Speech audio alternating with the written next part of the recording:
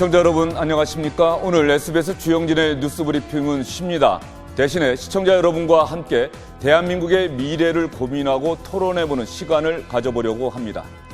흔히 교육은 백년지 대계라고 하지 않습니까? 교육부가 지금의 중학교 3학년 학생들이 대학에 들어가는 2022학년도부터 대입제도를 개편하려고 하고 있습니다.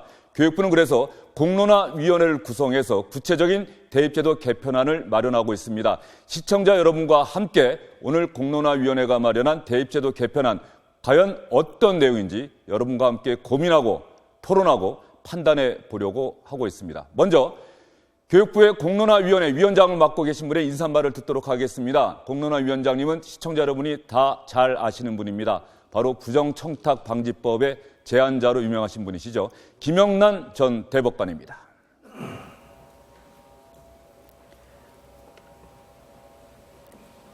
안녕하십니까. 대입제도 개편 공론화위원회 위원장 김영란입니다. 우리의 대학 입시가 기로에 섰습니다.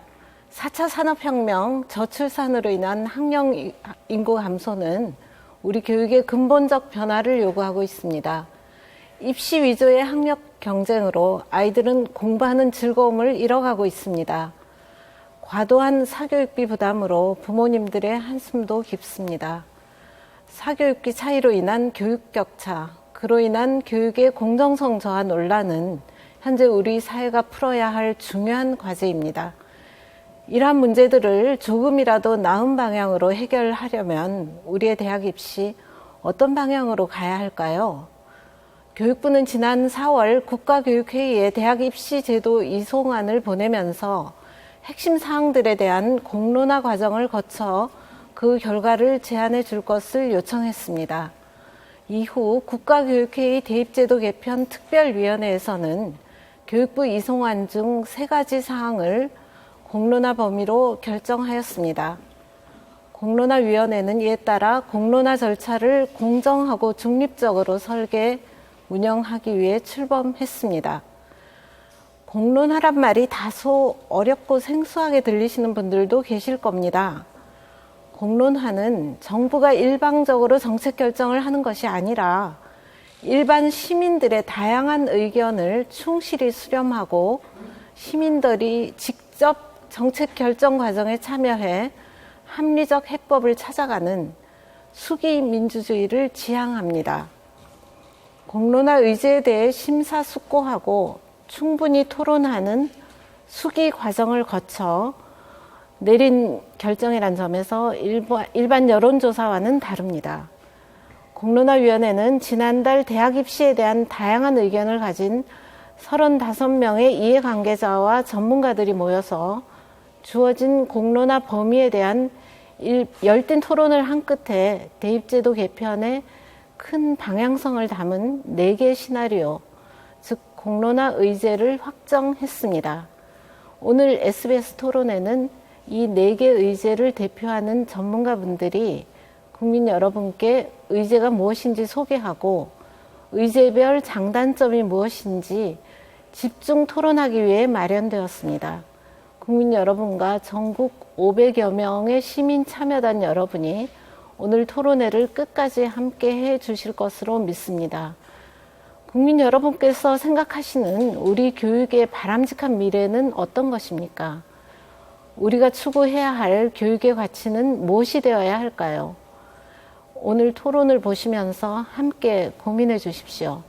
감사합니다. 김영란 대입제도 개편 공론화위원장의 인사 말씀 들으셨습니다. 김영란 위원장의 말씀처럼 오늘 토론회를 통해서 시청자 여러분 또 이 방안을 누구보다도 고민하고 계실 시민 참여 배심원단 분들께서 열심히 고민하셔서 최선의 방안을 확정해 주셨으면 합니다. 조금 전에 김영란 위원장이 4가지 의제를 마련했다고 말씀드리지 않았습니까? 먼저 이 4가지 의제가 과연 어떤 내용인지 여러분께 설명을 드리겠습니다. 다만 이 4가지 의제를 제가 설명드릴 때 저도 마찬가지입니다만 그 개념인 선뜻 다가오지 않을 수도 있습니다. 그 다음에 4가지 의제를 여러분께 설명해 드릴 전문가들께서 자세히 그 개념에 대해서 여러분께 설명드릴 테니까 일단 저는 간결하게 4가지 의제가 어떤 내용인지부터 여러분께 설명을 드리겠습니다. 먼저 첫 번째 의제 1안입니다. 수능 상대평가 그대로 유지하고요. 정시 모집을 45% 이상으로 하자. 이런 안으로 돼 있습니다. 다음 두 번째 안입니다. 두 번째 안은 수능을 현재의 상대평가에서 절대평가로 바꾸는 내용이 핵심입니다. 그리고 전형 비율은 대학 자율로 맡기자 이렇게 얘기하고 있습니다. 다음 세 번째 안 여러분께 말씀드릴까요? 수능 상대평가 1안과 마찬가지로 상대평가 유지하고요. 전형 비율은 대학 자율에 맡기자 이렇게 돼 있습니다. 마지막 사안입니다. 수능 상대평가 유지하고 정시 모집을 확대하는 내용이 되어 있습니다. 그리고 학생부 교과 전형과 종합 전형의 균형 이 부분을 유난히 강조하고 있는 게 바로 네 번째 안입니다. 시청자 여러분, 1안부터 4안까지 여러분께 설명을 해드렸습니다. 여기서 나오는 핵심적인 단어 가운데 가장 많이 나온 단어가 바로 상대평가와 절대평가입니다. 고민을 해보면 조금만 생각해보면 알 것도 같은데 과연 수능 상대평가와 절대평가는 어떤 차이가 있는지 그리고 이 대입제도가 개편이 되면 누구보다도 가장 먼저 적용받게 될 지금의 중학교 3학년 학생들은 과연 상대평가와 절대평가에 대해서 어떤 생각을 갖고 있는지 여러분과 함께 들어보도록 하겠습니다.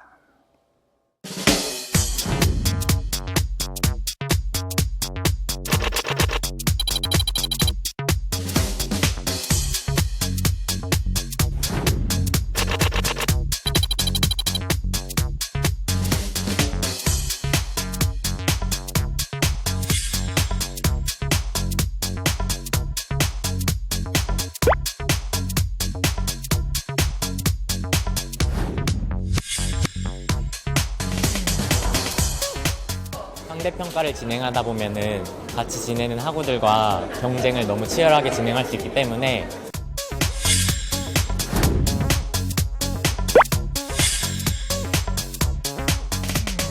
변별력이 구별되지 않는다라고 생각을 해요. 90점 이상의 사람이 너무 많이 나오면은 대학에서 또 자체로 입학 시험을 칠 수밖에 없다고 생각하고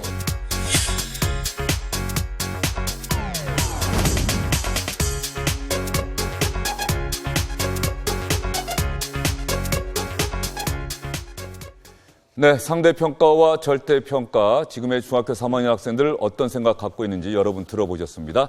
이제부터 본격적으로 대입제도 개편 공론화위원회와 함께 진행하는 토론을 시작을 해보도록 하겠습니다. 오늘 토론에서 각각의 의제에 대해서 일종의 주제 발표를 해주실 전문가분들 여러분께 소개를 해드리겠습니다. 먼저 안선의 중부대학교 교수님 나오셨습니다. 안녕하십니까. 다음 박재원 아름다운 배움 연구소장입니다. 반갑습니다. 세 번째 안성진 성균관대 교수님입니다. 마지막으로 이현 우리교육연구소 대표님 나오셨습니다.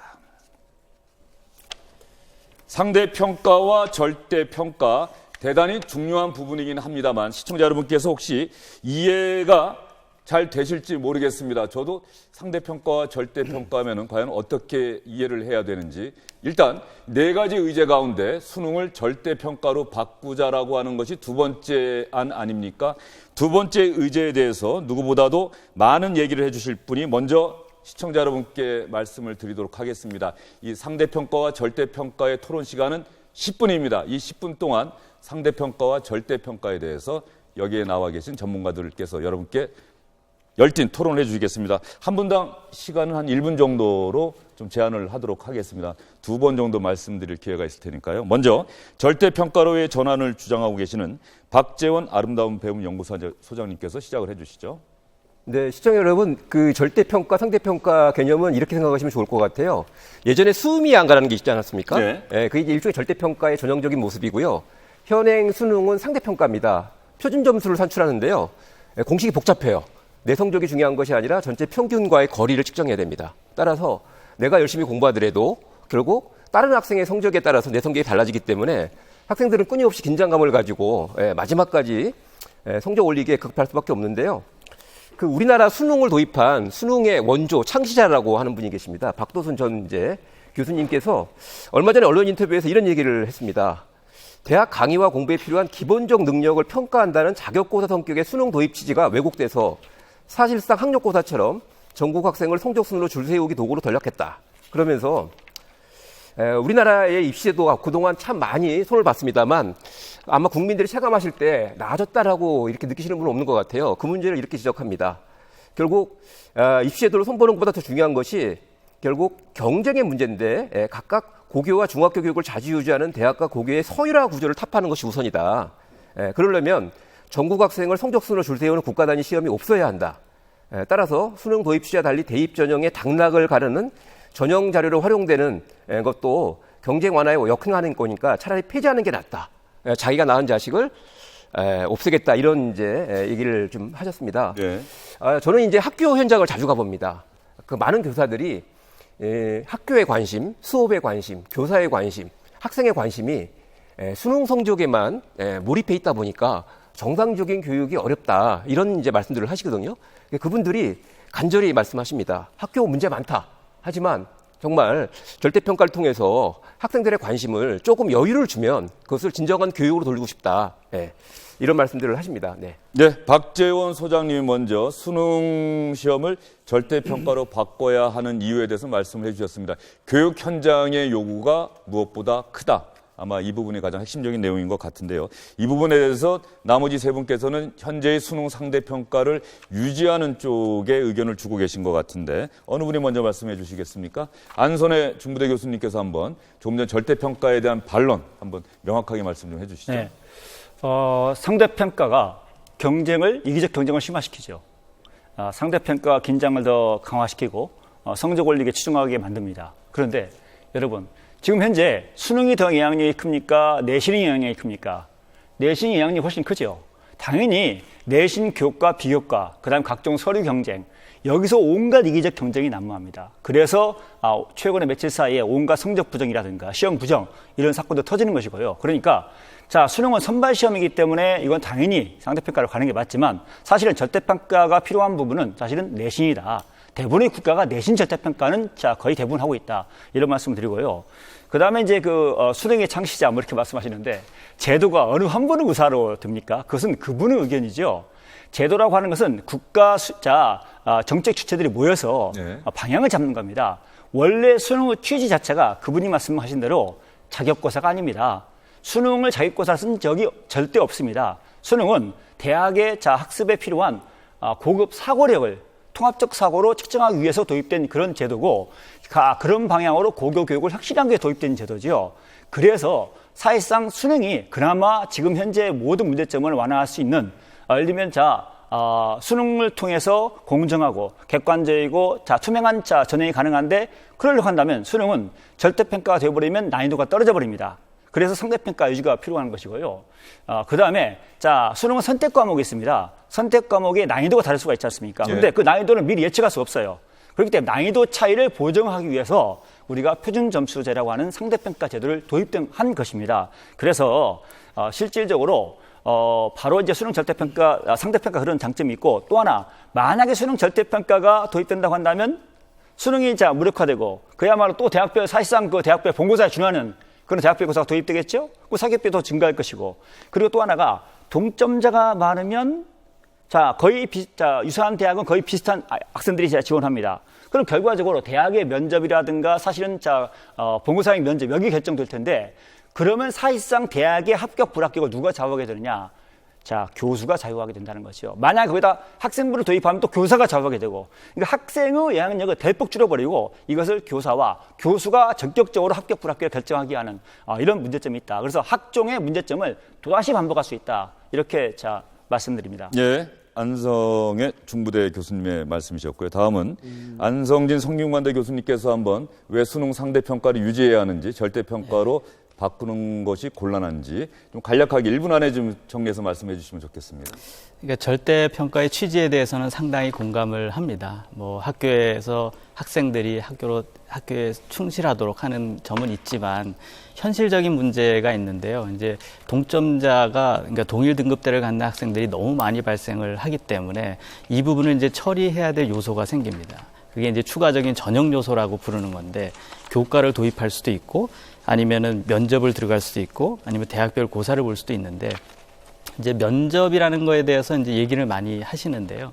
면접이 문제가 뭐가 있냐면 예를 들면 10분에 1명을 본다 그러면 1시간에 6명을 볼 수 있고 그렇게 되겠죠. 10시간을 봐봐야 60명을 볼 수가 있습니다. 그러니까 정시에서 그 수많은 학생들을 물리적으로 면접을 본다는 게 어렵다는 게 첫 번째 문제고요. 두 번째는 그러면 10분 만에 당락을 결정할 정도로 그 학생들의 3년간의 그 수고를 그러면 판정할 수 있느냐.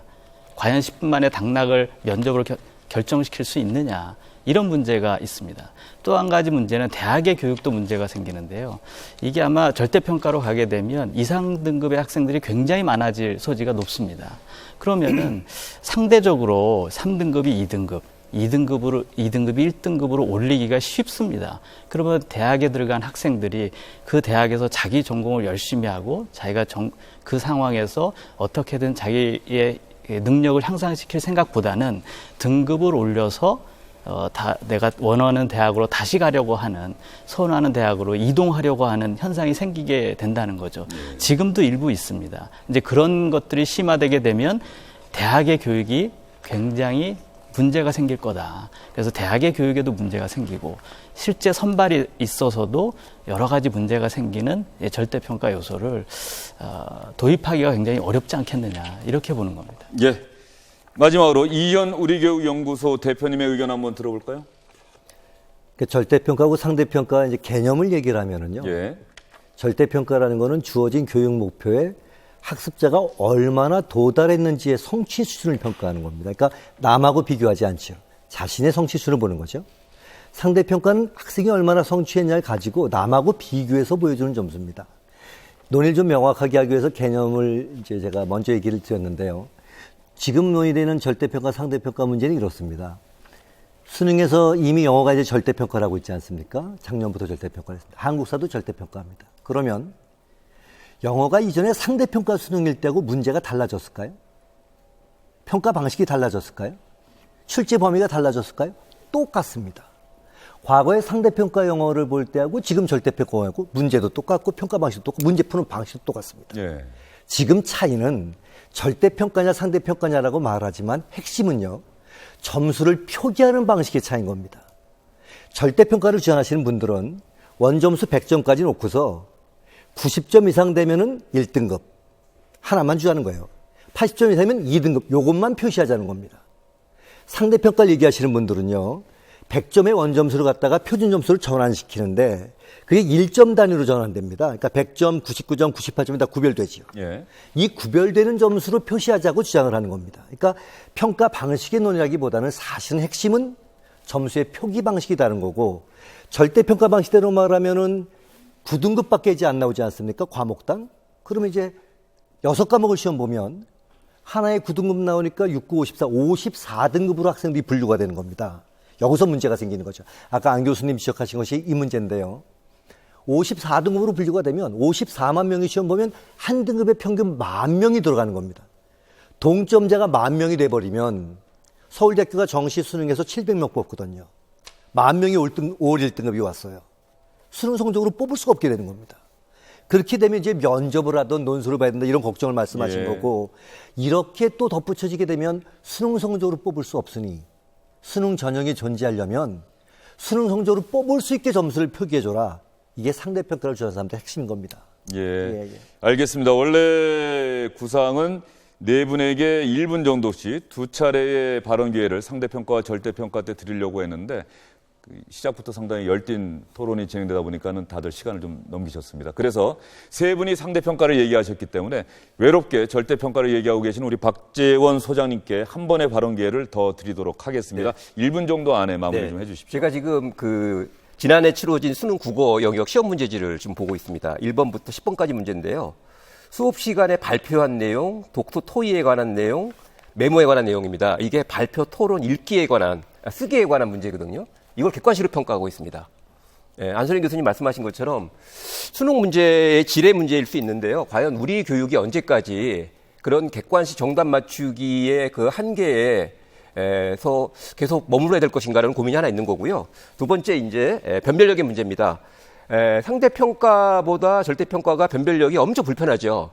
근데 이런 비유를 좀 해보고 싶어요.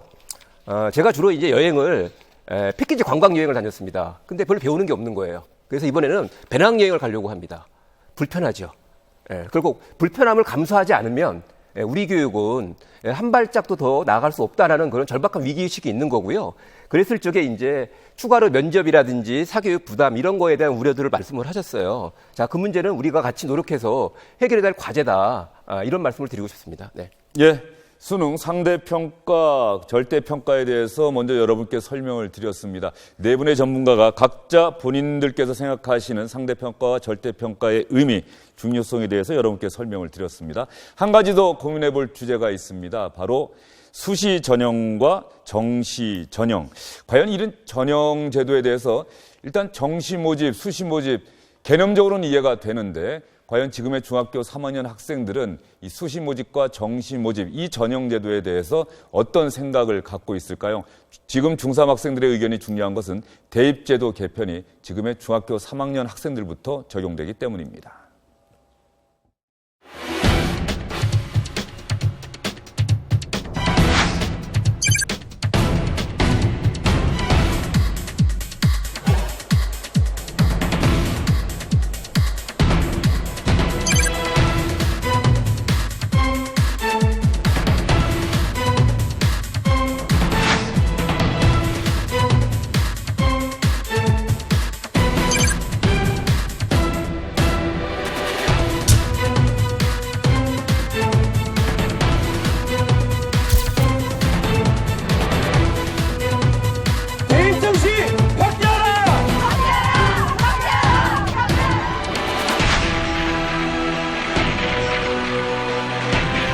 수시는 3년 동안 한 번의 흐트러짐 없이 그렇게 꾸준히 진행해야 되지만 정시는 자신이 하고 싶은 일을 하고 또 공부도 하면서 여러 활동들을 즐기면서 할 수 있기 때문에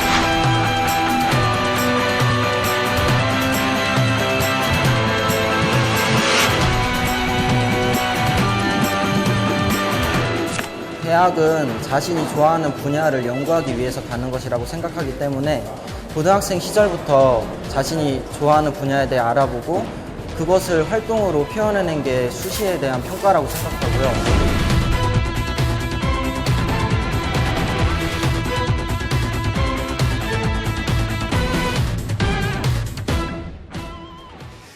대학으로 가는 길 과연 수시냐 정시냐 이 부분과 관련해서 대입제도 개편 공론화위원회가 마련한 4가지 의제 1안부터 4안까지 시청자 여러분께 설명을 드렸는데 가만히 정리를 해보면 1안과 4안은 정시 모집을 확대하자는 의견입니다. 그리고 2안과 3안은 수시와 정시의 모집 비율을 대학 자율에 맡기자는 의견입니다. 이 2가지 안을 놓고 앞으로 10분 동안 토론을 이어가도록 하겠습니다. 먼저 정시 모집 확대를 주장하고 계시는 이현 우리교육연구소 대표님의 말씀부터 시작을 하겠습니다. 이번에는 4분께 1분씩 발언 기회를 드리겠습니다. 그리고 나면은 아마 2번 정도씩 발언 기회가 가지 않을까 싶은데 먼저 이현 대표님 시작해 주시죠. 한 번 더 발언 기회가 있다 그러니까요. 그렇죠. 우선 이제 한 가지만 먼저 말씀드리겠습니다.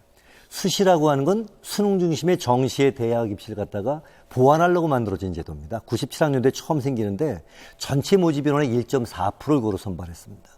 2002학년도에 이게 정립됐을 때도 수시는 약 30%, 정시가 한 70%였었던 거죠. 이게 작년 되면 수시가 73%를 넘어서게 되고요. 정시는 27%대로 쪼그라듭니다. 배보다 배꼽이 더 커진 거고요. 이 기형적인 수시의 비대, 이것이 현행 대학 입시의 핵심적인 문제다. 이것 때문에 고등학교 내에서 내신 경쟁도 치열해지고 내신 경쟁에서 밀려난 학생들은 대학 입시 전반에서 소외되고 있는 문제가 생긴다. 여기에 정시 확대에 대한 학부모하고 학생들의 요구에 밑바탕이 있다 이렇게 생각이 되고요. 1분이라고 말씀하셨으니까 제가 앞에서 이렇게 말씀드리고 다음 기회에 그 일도 설명을 드리겠습니다. 예, 시간 잘 지켜주셔서 감사합니다. 이현 대표님 1분 지켜주셨고 이번에는 대학 자율에 맡기자는 2분의 의견을 먼저 듣고 나서 마지막에 정시 확대를 얘기하고 계시는 안선혜 교수님의 말씀 일단 이렇게 듣도록 하겠습니다. 먼저 안성민 교수님께서 말씀해 주시겠습니까? 네. 일단 기본적으로 정시가 갖고 있는 기능이 있습니다. 그 부분에 대해서는 저도 상당히 공감을 하는 편이고요. 뭐 기회를 줘야 되고 고등학교에서 내신이라든지 이런 불리한 학생들이 도전할 수 있는 그런 기회가 있다는 점을 다 인정을 합니다. 근데 단지 뭐가 문제냐면 정시가 너무 비대해지는 것은 문제가 있을 수 있다라는 겁니다. 저는 기본적으로 대학의 입시가 고등학교의 교육을 망쳐서는 안 된다. 이렇게 생각을 하는 겁니다. 지금 사실은 뭐 사회자님께서도 잘 아시겠습니다. 저희들이 예전에 볼 때 입시 과목이라고 하는 것은 상당히 과목수가 많았어요. 근데 지금이라고 하는 것은 상대적으로 평가하는 과목이 4과목밖에 안 됩니다. 이제 그 과목을 잘 보기 위해서 아이들이 고등학교에서 그 문제풀이만 계속하고 있게 될 그런 상황을 상당히 우려하고 있다. 그게 45% 이상, 60% 이렇게까지 가게 되면 그게 잘못된 신호를 줄 테니까 그거보다는 지금 현재처럼 30% 정도를 기준으로 해서 대학의 사정에 따라 좀 조정을 하자라는 게 기본 취지입니다. 예. 자, 마찬가지로 대학 자율에 맡기자라고 하는 의견을 갖고 계시는 박재원 아름다운 배움 연구소장님께 마찬가지로 1분의 발언 기회를 드리도록 하겠습니다. 네, 제가 자료 화면 하나 준비했는데요. 예, 정시를 늘리면 그 혜택을 누가 볼 거냐. 예, 결국 강남 3구 서울 지역 학생들이 서울대가 시뮬레이션 결과를 보면은요. 정시가 확대되면 오히려 더 유리해진다. 이런 이제 연구 결과들이 일단 있습니다. 그 서울에 있는 한 인문계 고등학교 일반고등학교입니다. 교장 선생님께서 이런 말씀을 하셨어요. 일반고의 내신 3, 4등급 학생도 학생부 종합전형으로 자신의 역량을 인정받아 인서울 또는 중하위권 대학, 수도권 대학 진학할 수 있는데 사실상 수능으로는 해당 대학에 진학하는 것이 힘들다. 이런 얘기를 해요. 그래서 제가 사실 이제 이현 선생님하고 저하고 다 사교육 출신입니다. 강남에서 학원을 운영을 했는데 이 수능 성적 생각보다 잘 안 오르거든요. 따라서 이 정시 인원을 늘렸을 때 우리 사회에 어떤 진짜 실질적으로 어떤 파장을 일으킬 건지 이게 늘 이제 걱정입니다, 저는. 네. 예, 알겠습니다. 자, 두 분 대학 자율에 맡기자라고 하는 두 분의 의견을 들었고요. 마지막에는 정시 확대를 얘기하고 계시는 안선혜 중부대 교수님께서 두 분의 의견을 아마 반박하실 것 같은데 어떤 의견이십니까? 예, 대학 자율에 맡기자고 하니까 수능이 대폭 확대된 축소된 거죠. 19.9%밖에 안 됩니다. 20학년도에. 그래서 온갖 문제가 발생되고 이런 공론화 절차가 시작된 겁니다. 아주 대비시켜보면 간단합니다. 자, 수능과 학종, 그러니까 지금 현재 서울 주요 대학의 학종을 대폭 늘렸지 않습니까? 어느 게 공정합니까? 학생의 노력, 능력, 성취를 평가하는 수능이 훨씬 더 공정하다. 자, 어느 게 더 단순합니까? 학종 무지 복잡하죠? 그 수능 단순합니다. 그 다음에 어느 게 객관적이고 투명합니까? 자, 정시 수능 전형이죠? 그 다음에 실제로 핵심 역량을 얘기하고 그러는데 핵심 역량을 어느 정도를 가지고 있는가라고 대학생들을 10,000명, 20,000명을 조사해 봤더니 정시 수능 전형으로 들어온 학생들이 훨씬 더 5.6점 정도가 어마어마한 차이입니다. 훨씬 우수합니다. 여기 다양한 연구 결과도 가지고 왔지만 옛날에는 학종 출신들이 대학 평점이 높다 이런 연구가 있었는데요. 요 근래 종단 연구를 보면은 실제로 9개 연구 결과가 오히려 학종 출신들이 오히려 대학 평점도 낮다. 이런 연구가 결과가 나옵니다. 그러니까 역량이 있는지도 학종 출신을 확인할 수가 없는 거예요. 단지 서로 이제 부풀리는 거죠. 미화시키는 거고요. 그 다음에 실제 노무현 정부에서 내신 비중을 대폭 확대시켜 왔는데요. 5년 통계 놓고 4년 통계가 남아 있습니다. 4년 동안 무려 사교육비가 13.6조에서 20조로 47%가 증가합니다. 16년에 고등학생 사교육비가 10.9%, 그 다음에 17년에 고등학생 사교육비가 8.4%, 내신 비중은 늘리고 학종 늘리니까 사교육비가 대폭 증가한 거죠. 예, 그래서 불평등이 커지는 겁니다. 알겠습니다. 이렇게 시간을 잘 지켜주시면 제가 이렇게 제지하는 일도 없었는데 어쨌든 상당히 열띠게 왜 정시 확대가 필요한지에 대해서 말씀을 해주셨어요. 한 번씩의 발언 기회를 더 드리겠습니다.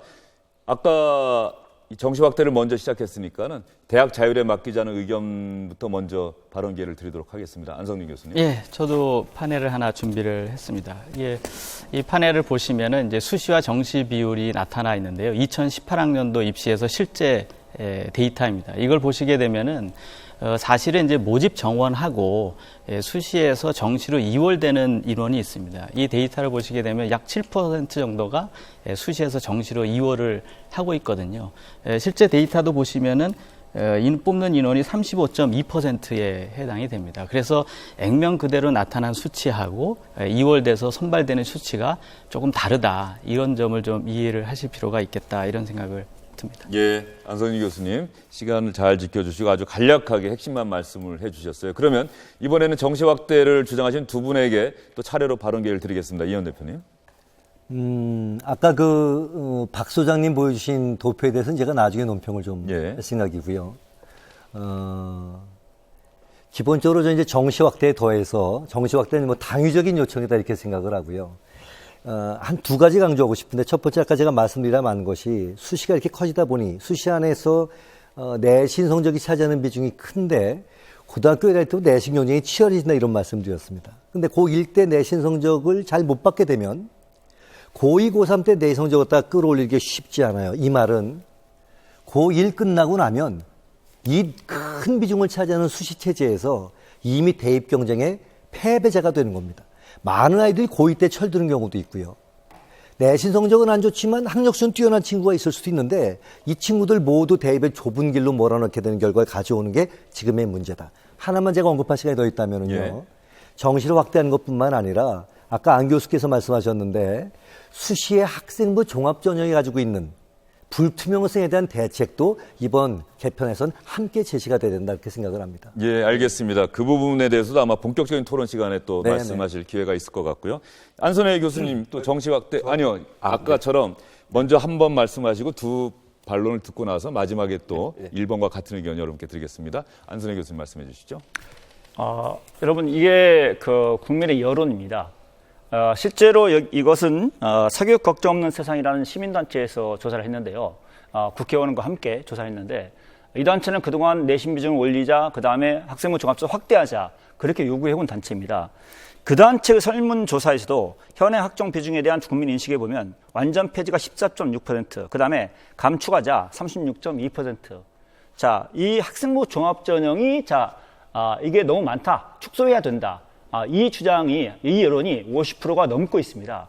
그런데 이것이 바로 유지되는 것이 바로 수시입니다, 수시. 그래서 수시를 축소하자 이런 말씀 드리는 것이고요. 지금 정시 수능 전형, 엄밀히 말하면 정시가 수능 위주로 이루어지고 있는데, 지금 현재 2020학년도 수능 비중이 19.9%로 예정되어 있습니다. 그러면 수시에서 일부 이월된다 하더라도 얼마나 올라가겠습니까? 결국 20% 내외가 되겠죠. 그러니까 그것은 2월 돼야만 나타나는 현상이고 예정은 19.9%다. 대폭 축소됐다. 그런데 일단 정시 수능 전형을 대폭 확대. 이건 이따 얘기해요. 정시 수능 전형이 대폭 확대해야 한다. 60% 이상 더 도입해야 한다. 논리도 그 여론도 50%가 넘습니다. 알겠습니다. 예, 정시 확대를 얘기하고 계시는 이현 대표님, 안선혜 교수님의 말씀 들어봤고요. 대학 자율의 막기자라고 하는 우리 박지원 소장님의 이야기를 끝으로 수시 모집과 정시 모집에 대한 토론은 일단 마무리를 하도록 하겠습니다. 어떤 의견이십니까? 일단 사실관계가 좀 약간 의혹이 있습니다. 일단 지금 보여드리는 자료는 한양대학교가 올해 2월 발표한 자료인데요. 전형별로 대학에 들어왔을 때 어떤 전형 출신들이 좀 더 대학 교육의 적격자인가를 평가하는 자료입니다. 단순한 학점이 아니고요. 박 소장님, 이게 글자가 많아서 좀 이해하시기가 어려울 것 같은데 한 가지만 더 핵심적으로 말씀하시고 싶은 분은 좀 지적해서 좀 말씀해 주세요. 대학생활 적응도를 보니까 학생부 종합으로 들어오는 학생들이 학생부 교과나 또는 정시보다 이렇게 높은 거로 나와 있고요. 전체적으로 그런 패턴들이 다 이제 확인이 돼서 말씀을 드리는 거고요. 그러니까 무슨 얘기냐면 전형별로 어떤 전형이 대학 적격자로서 우수하다라고 판단하는 부분들은 아직까지요. 많은 연구가 필요할 거라는 생각이 좀 드는데 일단 기본적으로 대학에서는 얼마 전에 주요 사립대 8개 대학에서 미래의 대학 포럼에서요. 이런 얘기를 했습니다. 수능 성적만으로 변별이 어렵다. 다른 전형 요소가 필요하다라는 얘기를 했고요.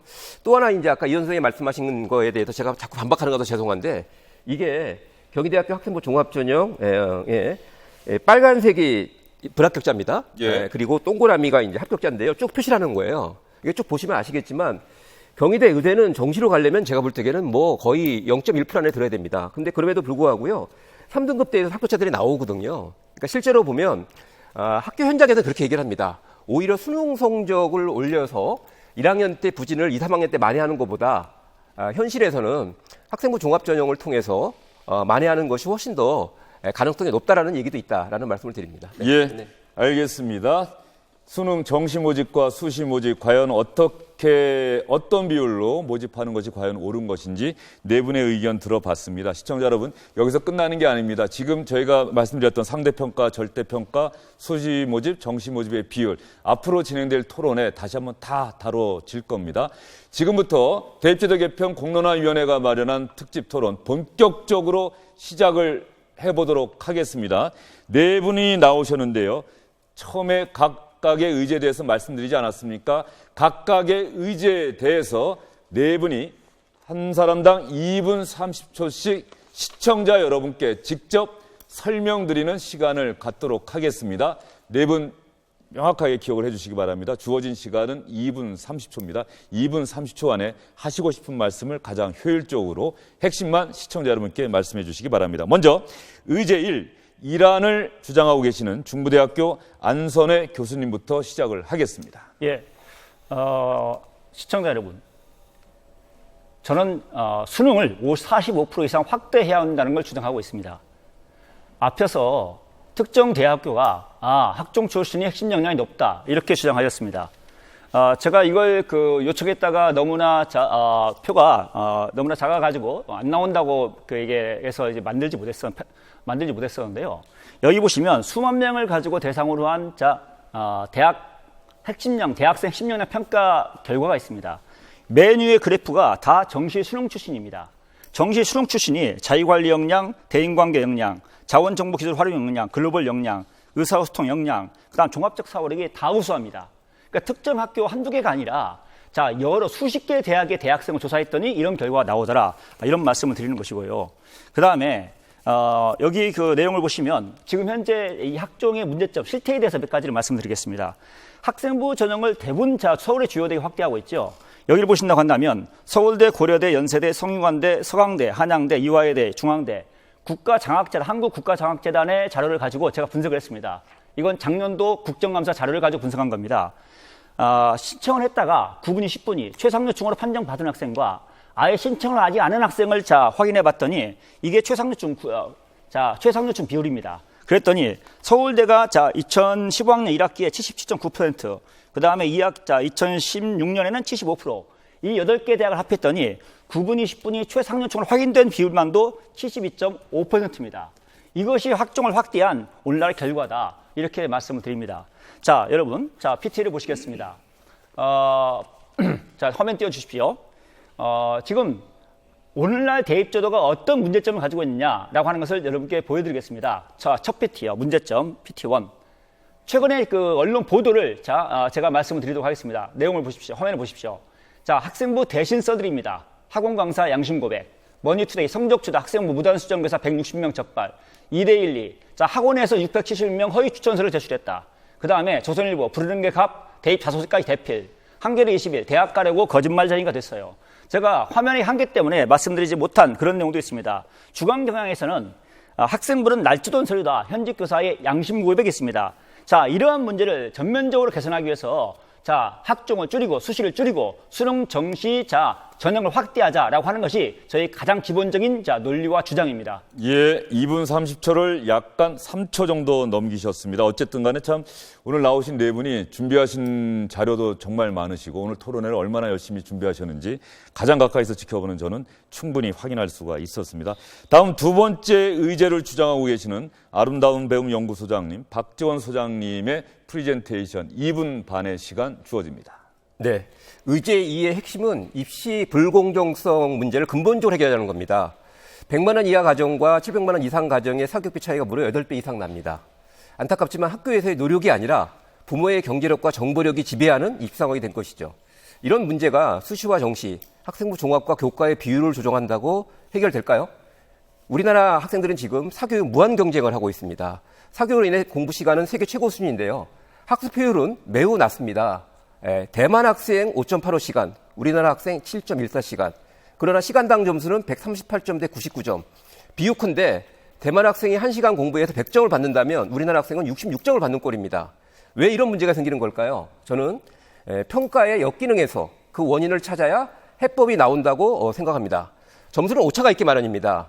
예를 들어서요, 수능보다 평가 신뢰도가 훨씬 높은 IQ의 경우도 IQ 100이라면 92에서 108 사이에 있을 확률이 90%라는 의미인데, 따라서 평가학자들은 말합니다. 단 하루 몇 시간 만에 보는 시험 결과를 가지고 무엇을 결정하려고 해서는 결코 안 된다. 그 의미를 제한적으로 사용해야 하며 반드시 다른 지표와 보완해서 문제점을 최소화해야 한다고 말합니다. 우연히 한 교육학자의 그래서 우리나라에 상대평가가 도입된 유래를 알게 됐습니다. 일제강점기에 이전에는 그런 평가 방식이 없었으며 기회주의적이고 이기적인 개인을 양산하기 위한 목적으로 시행됐다고 합니다. 교육보다는 선발에 초점을 맞춰 결과적으로 합격한 고등급자에게는 특권을 부여하고요. 떨어진 사람들은 찍소리 못하게 하는 식민지 정책의 일환으로 악용되었다는 지적입니다. 대한민국의 초, 중등 교육이 지금 수능 상대평가에 갇혀 있습니다. 내가 잘하는 것보다 남보다 무조건 잘해야 합니다. 수능 성적표를 받을 때까지 자기 점수를 확인할 수도 없습니다. 성적이 나오면 또한 치열한 눈치 작전을 펴야 합니다. 절대평가, 물론 문제점이 있습니다. 하지만 시험 난이도를 전문가들이 판단해서 등급 기준을 정하는 변동 점수 방식을 적용하고 실제 시뮬레이션을 해보니까 2017학년도 모등형 1등급 비율이 0.85%라는 사실을 바탕으로 판단해보면 변별이 불가능한 것은 아닙니다. 일정 등급 이상이면 학력은 준비되었으니까 더 이상 1점이라 더 따기 위해 전전긍긍하지 말고 면접 준비를 하면서 진로 등에 관심을 갖게 한다면 정시도 보다 좋은 전형으로 발전하지 않겠습니까? 0.1점 차이로 합격과 불합격이 갈리기 때문에 어쩔 수 없는 과잉 경쟁으로부터 학교 교실을 보호하여 상위권만이 아니라 중위권, 하위권 모두 학생들이 열심히 공부할 수 있는 학교를 만들어야만 사교육의 영향력으로부터 근본적인 해결책을 찾을 수 있다고 확신합니다. 예, 박지원 소장님도 한 2초 정도 넘기시긴 했습니다만 시간을 잘 맞춰주셨습니다. 여기서 시청자 여러분께 잠시 설명을 좀 드리겠어요. 지금 박지원 소장님께서 말씀하신 거는 지금의 수능 시험을 상대평가에서 절대평가로 바꾸자. 네. 이 부분이 핵심이신 것이고. 네, 맞습니다. 조금 전에 안선혜 교수님께서 말씀하신 거는 수능 시험을 통한 정시 모집의 비율을 45% 이상으로 그렇습니다. 확대하자는 그런 내용이었습니다. 다음 세 번째 안은 수능 상대평가 유지하되 수시와 정시 비율은 대학 자율에 맡기자는 우리 안성민 교수님의 프리젠테이션, 제안 설명을 듣도록 하겠습니다. 마찬가지로 주어진 시간은 2분 30초입니다. 네. 네, 우리나라는 국가교육과정을 운영을 하고 있습니다. 이 국가교육과정에서는 우리 4차 산업혁명 시대를 살아갈 우리의 아이들이 어떤 역량을 가져야 되고 이 역량을 갖도록 하기 위해서 어떤 교과를 배워야 되고 그 교과 외에 우리가 창의적 체험활동이라고 부르고 있는 비교과 영역을 풍부하게 배우는 것을 원하고 있습니다. 다시 말해서 학생들이 그저 문제풀이하고 공부만 하라는 것이 아니라 자기가 원하고 자기가 잘하는 것을 몰입해 볼 수 있는 시간도 주어지고 책 읽을 시간도 좀 있어야 되고 또 어려운 환경에 속해 있는 아이들이나 환경에 대해서도 이해하고 그런 그 생각의 폭이 넓은 마음을 가진 인재를 양성하는 것이 국가교육과정에서 요구하는 바입니다. 제가 기본적으로 이렇게 학교 교육에서 이런 행위를 하는 것을 대학의 입시 제도가 방해해서는 더 나아가서 망쳐서는 안 된다라는 것이 기본 골자입니다. 이란하고의 차이점은 딱 하나입니다. 이란에서는 모든 대학이 정시를 45% 이상 뽑자는 얘기고 사만에서 이야기하는 것은 대학의 환경에 따라서 그걸 좀 조정을 하자. 그걸 평균적으로 보니까 한 30% 정도 되더라. 요 차이가 있는 겁니다. 왜 이 차이가 중요하냐 하면 45% 이상 가게 되면 일선 고등학교에서는 3년 내내 문제풀이를 한다든지 그 지금 수능이라는 과목이 결국 영향을 주는 과목은 4과목 정도밖에 안 됩니다. 이 과목에서 소위 말하는 변별력이라는 걸 확보하기 위해서 매달리게 되는 거죠.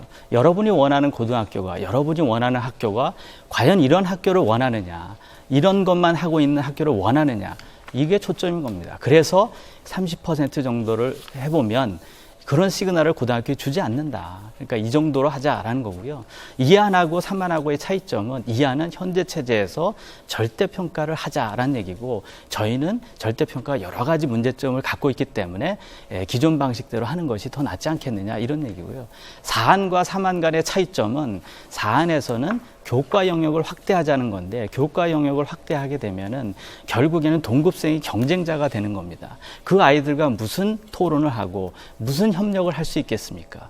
그래서 교과 영역도 어느 정도 가져가고 그다음에 수능도 어느 정도 영역을 가져가는 3안을 가지고서 융통성 있게 운영을 하자라는 것이 주장입니다. 네, 3안을 안성진 성균관대 교수님께서 차분하게 설명을 해주셨습니다. 마지막으로 4안 수능 상대평가 유지하고 수능 위주의 정시 전형 확대 그리고 수시 모집에서도 학생부 전형과 교과 전형의 균형을 꾀하자 이 사안을 설명해 주시도록 하겠습니다. 우리교육연구소의 이현 대표님 주어진 시간은 2분 30초입니다. 우선 그 박 소장님이 아까 말씀하신 것은 불가피하게 토론과 논쟁이 좀 필요한 부분이 있을 것 같아요. 안선혜 교수가 지적했던 것처럼 정시 확대 아까 제가 말씀드린 불가피한 방향이다라고 생각을 하는데 이란하고 다른 점은 이런 데 있습니다. 이란은 45% 이상을 일률적으로 지정한 심플하죠. 저희들은 거기에 대해서 몇 가지 우려가 있는 겁니다. 일단 대학마다 여건이 많이 다릅니다. 특히나 중위권이라고 보통 얘기되어지는 대학 이하에서는 학생들 정원을 모집하는 것 자체가 지금 바쁘고요. 학생들 수가 점점 줄어드니까 향후에 그 위기는 점점 심해지게 될 겁니다. 근데 이 대학들은 서울의 수도권에 있는 대학들하고 수능 성적 가지고는 경쟁이 안 됩니다. 이 대학들에게 일률적으로 45% 규정하기는 참 어렵다. 감당하기 어려워질 것이다. 감당하기 어려운 제한이라면 대입제 개편안으로서 현실성이 떨어질 수 있다는 게 저희들의 문제의식입니다. 그러면 정시를 확대하는데 현실적인 방안이 뭐가 있겠느냐. 그게 저희가 제안하는 교과하고 학종의 균형이라는 지렛대입니다. 이 지렛대가 누구한테 작동하냐면 안 학자님 나오셨습니다마는 소위 상위권 대학에 작동을 합니다. 이 상위권 한 30개 대학이 지금 대입 개편안의 핵심적인 대상들입니다. 이 대학들은 정시의 비중이 낮고 수시의 비중이 그냥 큰 게 아니라 수시 안에서도 학생부 종합전형의 비율이 대단히 큽니다. 서울대, 연세대, 서강대, 성균관대 교과는 한 명도 뽑지 않습니다. 이 대학들이 교과를 일정하게 뽑게 만들자. 그렇게 되면 학종의 비율은 줄어들겠죠. 근데 이 대학들이 교과의 비율을 갖다가 상당히 높이긴 어렵습니다. 근데 이걸 많이 못 높이면 20%가 되면 학종도 20% 수준까지만 뽑자. 그렇게 되면 수시는 40% 수준이 될 것이고 정시가 확대된 효과를 가져올 뿐만 아니라 지방에 있는 대학들은 이미 교과의 비중이 높기 때문에 지금 저희가 제안하는 가이드의 영향을 받지 않을 수 있다. 그래서 중위권 대학에는 압박을 주지 않으면서 상위권 대학들이 정시의 비중을 좀 늘리고 학종을 줄일 수 있는 현실적인 방안으로 저희가 제시하는 게 확대의 방향 속에서 구체적인 비율은 대학이 결정하되 교과하고 학종의 균형을 확보시키는 방안의 가이드를 주면 이런 목표를 달성할 수 있다. 그렇게 제안을 드리는 거죠. 예, 이 대표님 20초의 시간이 남았는데 어떻게 이따가 한 번 더 그만하시겠습니까? 시간을 쓰게 20초를 쓰게 해주십시오. 예, 네네. 이 대표님에게는 20초의 시간이 고맙습니다. 남아 있습니다. 예. 지금부터는 지금 네 분께서 각각의 의제, 각각의 방안에 대해서 시청자 여러분께 친절하게 그 핵심에 대해서 설명을 해 주셨습니다.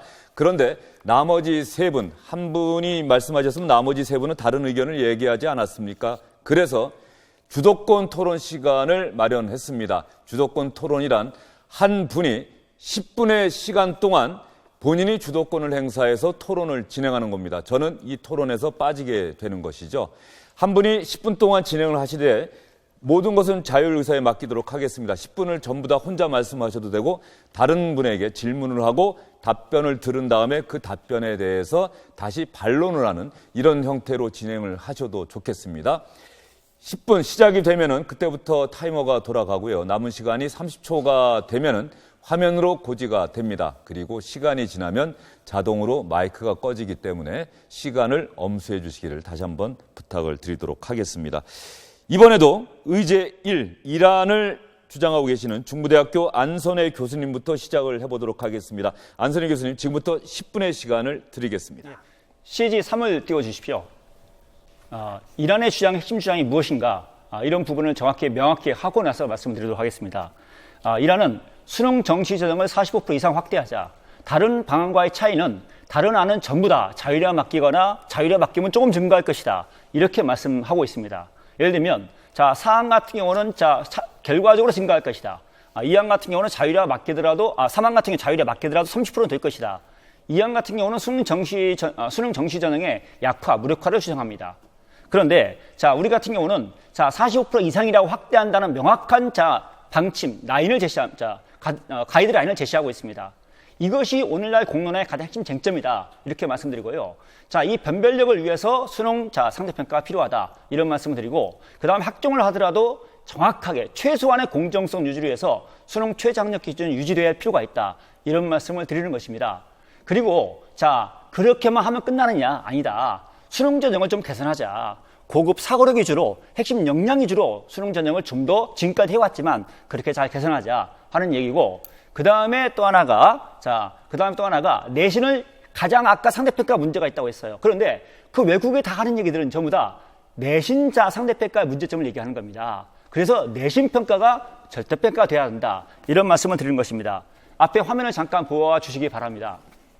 화면을 보아주시면요. 그러면 수능 45%만 확대하면 되느냐? 그게 아닙니다. 약간 보완적인 논리가 필요한데요.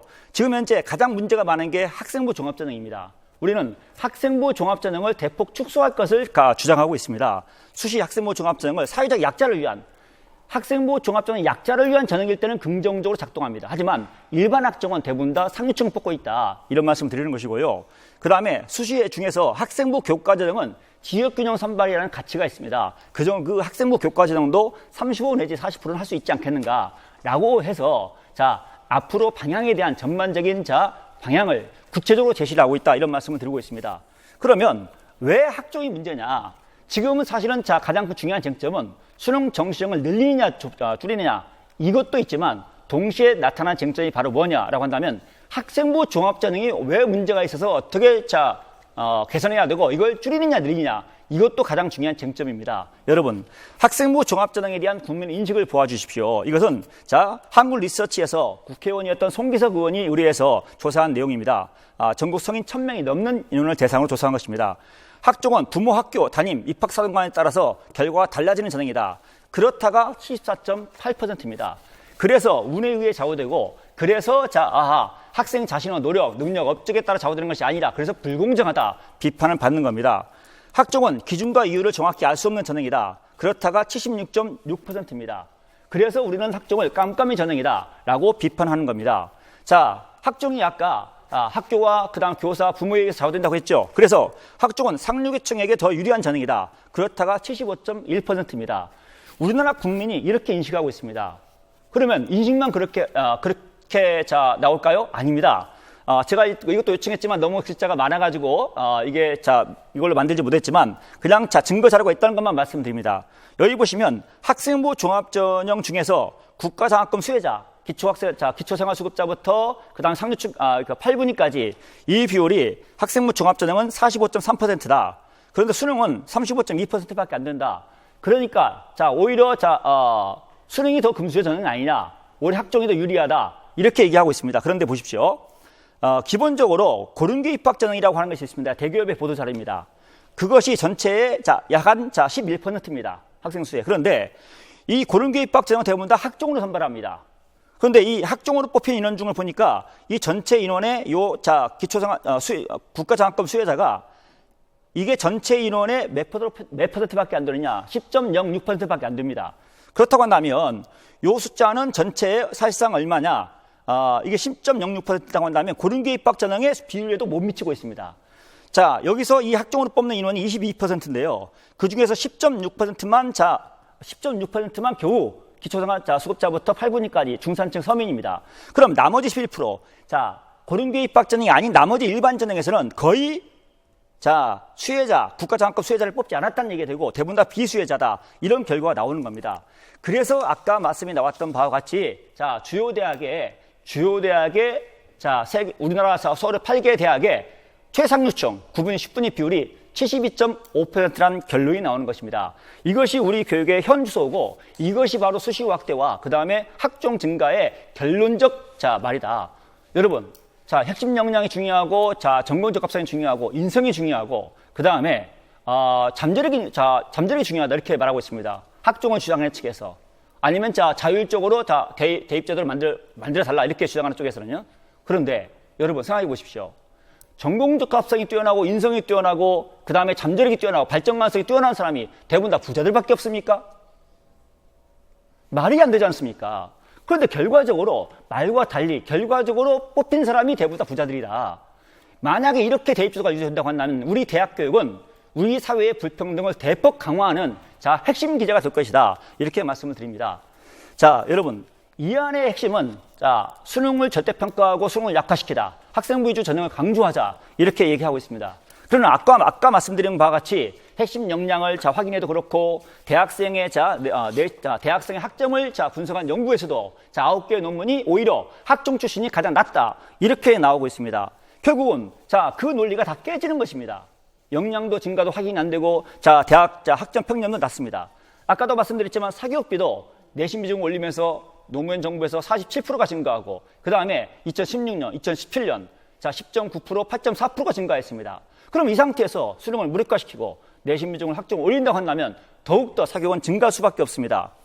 여러분 학종이 깜깜이 불공정, 금수의 전형이라는 비판을 받고 있습니다. 지금 이 안쪽에서는 명확히 이 문제가 왜 발생했고 그 다음에 이 문제에 대해서 어떤 책임감을 느끼고 그리고 이 문제 해결 방법이 있는가 그것을 밝혀야 됩니다.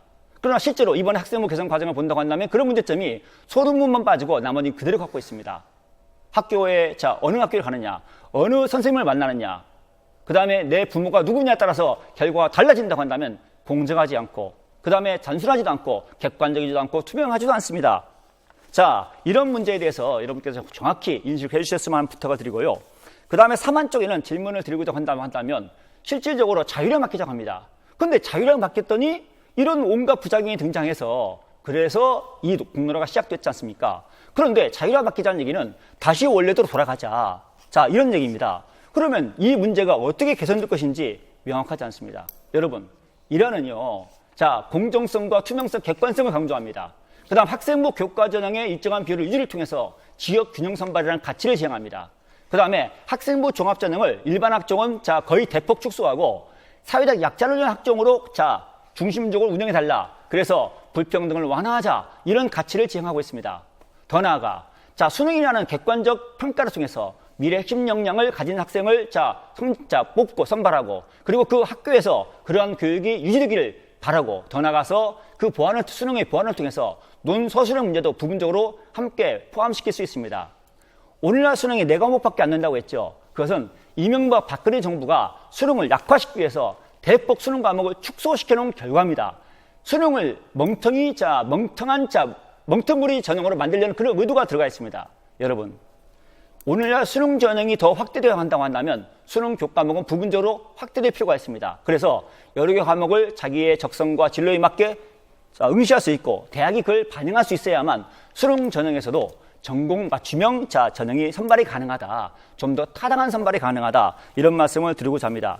그 다음에 아까 지금 사안에 대해서 간단히 질문을 드린다고 한다면 수능 전형 확대가 필요하다. 그렇게 말씀을 해주셨는데 실질적으로 수능 전형이 정말 명시적으로 확대될 것인가 이 방안이 좀 불분명하다. 이런 한계를 좀 말씀드리고 그 다음에 또 하나의 문제가 있는데 정책과 제도라고 하는 것은 복잡하면 안 됩니다. 다시 말하면 지방대학은 자율을 맡기고 그 다음에 주요 대학은 수능 교과와 학종 간의 비율을 강제하고 이렇게 해서는 정책이 실행 가능성이 담보되기 어렵습니다. 그래서 정책의 실행 가능성, 그 다음에 정책은 명료화됩니다. 수능 전형의 확대 이런 부분을 위해서는 오히려 이란적이 더 타당하지 않느냐 이런 지적에 대해서는 어떻게 생각하시는지 의견을 말씀해 주셨으면 좋겠습니다. 지금 이현 대표님께 질문 드리신 겁니까? 그렇습니다. 예, 대표님 말씀. 네네. 2가지 질문을 주신 건데요. 수능 확대를 얘기하는데 불분명하지 않냐? 저는 강력한 방안이 의제사라고 생각합니다. 왜 그렇게 생각하냐면 아까 잠깐 말씀을 드렸는데 여기 이제 성균관대 우리 안하쌤도 나오셨습니다만 상위권 대학들이 교과 비중을 20% 이상 올리지 않을 겁니다. 교과로 내신 성적 가지고 뽑았었을 때 고등학교 학력 격차를 갖다가 해결할 수 없다고 보기 때문인 거죠. 20% 이상을 못 올리게 되면 어떻게 되냐? 학종도 20%까지 뽑으라는 것이거든요. 그래서 이란에서는 수능을 전체 45%를 얘기를 하지만 사안대로 하면 중위권 이하 대학들은 수능을 늘리지 않더라도 정시를 늘리지 않더라도 상위권 대학들은 오히려 50%, 60% 확대하게 만드는 그런 방안이 된다 이렇게 생각을 합니다. 예, 대표님 거기까지만 듣도록 오케이, 하겠습니다. 알겠습니다. 네. 안선혜 교수님께서는 주어진 10분을 다 쓰셨습니다. 더 이상 말씀드릴 기회가 없고요. 잠시 뒤에 주도권 토론 끝나고 나서 반론 토론 때 이 답변에 대해서 말씀을 하시면 될 것 같습니다. 안선혜 교수님은 질문을 최소화하시고 본인의 의견을 말씀하시는데 무려 9분 30초를 쓰셨습니다. 어쨌든 방식은 다른 세 분에게도 자율에 맡기도록 하겠습니다. 10분을 다 쓰시든지 질문, 응답 이 방식을 통해서 자신의 주장을 효율적으로 개진하실지. 두 번째, 아름다운 배움 연구소의 박재원 소장님께 10분의 시간을 드리겠습니다. 제가 얼마 전에 지금 현재 입시를 학종으로 준비하는 고등학교 3학년 수험생을 둔 부모님한테 물어봤습니다. 그분이 저한테 메모를 좀 전해주셨어요. 잠깐 읽어드리겠습니다. 고3 큰아들 수시 학종으로 대입을 준비 중입니다. 중학교 때 방과후 학습으로 수학 정도를 한 것 외에는 현재까지 학원을 다니지 않았습니다. 그래서인지 사교육 시장에서 주는 불안감이 아이에게는 없습니다. 그럼에도 대입을 준비하는 지금 아이는 고민이 많습니다. 자신의 성적, 앞으로 준비할 것 등 할 것들이 많다고 투덜대기도 합니다. 하지만 전 그냥 그 이야기를 들어주기만 하면 됩니다. 도움이 될 만한 것들을 미리 찾아줄 필요도 없습니다. 아이는 스스로 알아서 하겠노라고 이야기하곤 합니다. 처음부터 두 아이에게 대학에 대한 부담을 지우지 않았고 학교를 믿었고 학교 생활을 이야기하는 아이의 이야기를 믿었습니다. 그렇게 학교 생활을 충분히 누린 큰아이는 고등학교 생활의 이야기로 대학을 가겠노라고 이야기합니다. 어떤 결과가 나올지 아이도 저도 모릅니다. 하지만 어떤 결과가 나오더라도 아이는 그 안에서 또 배울 것을 믿습니다. 안선혜 교수님께서 계속 학종의 부정적인 측면을 말씀을 하셨습니다. 저는 정말 피가 끓습니다. 어떻게 이 좋은 제도를 엉망으로 운영해서 그런 비난을 사게 됐는지 우리나라 공교육, 대학 관계자 성토하고 싶습니다. 하지만 과연 그게 전부일까? 제가 알고 있는 서울에 있는 한 인문계 고등학교는 실제로 학생부 몰아주기 이런 거 없습니다. 한 명 한 명을 존중하고요. 나름대로 자신의 잠재력을 발휘해서 입시를 준비할 수 있도록 합니다. 학부모들과도 아주 신뢰관계가 돈독합니다. 결국 사교육, 컨설팅 이런 거 전혀 유혹을 느끼지 않는다라고 얘기합니다. 제가 말씀드리고 싶은 것은 학종 문제 많습니다. 당연히 저는 호흡 조절 필요하다고 생각합니다. 급하게 달려온 것도 인정합니다. 하지만 우리가 학종을 도입한 본질이 뭔지에 대해서는 꼭 좀 깊이 있게 고민할 필요가 있지 않느냐라는 생각이고요. 저는 좀 질문을 좀 제가 드리고 싶습니다. 그 안성균 교수님, 안선혜 교수님께서 이제 말씀하실 때요. 학종은 주로 상류층들이 일반 학종에서는 뽑힌다 이렇게 말씀을 하셨습니다. 근데 제가 알고 있는 자료만 보더라도요. 그 반대되는 자료들이 꽤 많이 나와 있는 거 알고 계시죠? 예. 거기에 대해서 대학도 이번 기회에 책임 있는 답변을 해야 되지 않겠습니까? 상류층에게 특혜를 주기 위한 게 학종이다. 여기에 대해서 어떻게 대학 관계자로서 좀 정말로 제가 간절히 호소드리는데요. 그 얘기가 사실이면은요, 학종은 다 버려야 됩니다. 아니, 그거는 뭐 사실 여부를 떠나서 그런 건 이제 범죄 행위죠. 어떻게 그렇죠. 그 부모의 재산을 보고서 선발을 하겠습니까? 그럴 리는 있을 수가 없고요. 아까 이제 그 안선혜 교수님께서 근거로 두셨던 그 국가 장학금에 대한 내용을 이렇게 자세히 들여다보면 그 학종 비율이 22.2%일 때 45.3%가 국가 장학금을 수혜를 하고 수능 비율이 37.2%인 학생들의 35.2%가 국가 장학금을 수혜를 했습니다. 그리고 이제 안선혜 교수님이 말씀하신 대로 이제 그 고른기회 전형이라고 하는 전형의 비중을 빼게 되면 그래서 대충 뭐 10몇 프로 정도가 순수한 학생부 종합 전형의 비율을 볼 수가 있거든요. 그러니까 이렇게 보실 수 있는 거죠. 그러니까 10% 정도의 학생부 종합 전형에서 10% 정도의 국가 장학금을 수혜를 했고 30% 정도에 해당되는 수능에서 30% 정도의 국가 장학금을 수혜를 한 겁니다. 그렇게 비율로 보게 되면 사실은 이런 비율의 기준으로 봤을 때 어떻게 학생부 종합 전형이라고 하는 전형 자체가 국가 장학금 수혜를 가지고서 여기가 어떻게 훨씬 그 뭐 소위 말하는 부유층이 했다 이렇게 판단하기 어렵지 않은 건가 그렇게 생각을 합니다.